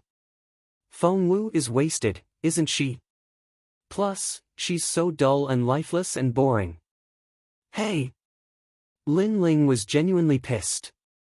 Resting her hands on her waist, she scowled at Feng Sun. What's wrong with you? You look all decent and fancy, but you're so rude. What did Miss Wu ever do to you to deserve such awful words? Feng Sun gestured at himself. I said awful words about her. Yes, you. What did you say just then? Miss Wu is dull. Lifeless? Boring? That's just a load of bullshit. Miss Wu is lively and cheerful and passionate. She's nothing like what you say. Lin Ling was never shy with her words and she retorted angrily. To Lin Ling, Feng Wu was not only her family's savior, but also her most sacred and admired idol as well. She couldn't stand any comments against Feng Wu, even the slightest one. That's right. Song Yusin, who was a little younger than Lin Ling, rested her hands on her waist as well and chimed in. Like any other normal teenage boy, Feng Sun couldn't stand Lin Ling's sharp criticism. He smirked. Feng Wu isn't dull. Ha, I've seen it myself. There's first-hand information.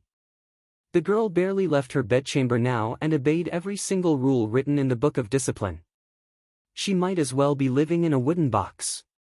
Lin Ling smirked back at him. Sister Feng Wu is bright, warm, and ready to help anyone. That's first-hand information, too. That's right. Song Yusin confirmed loudly. Feng Sun snickered. Common girls like you can see her with your own eyes? You've got to be kidding me.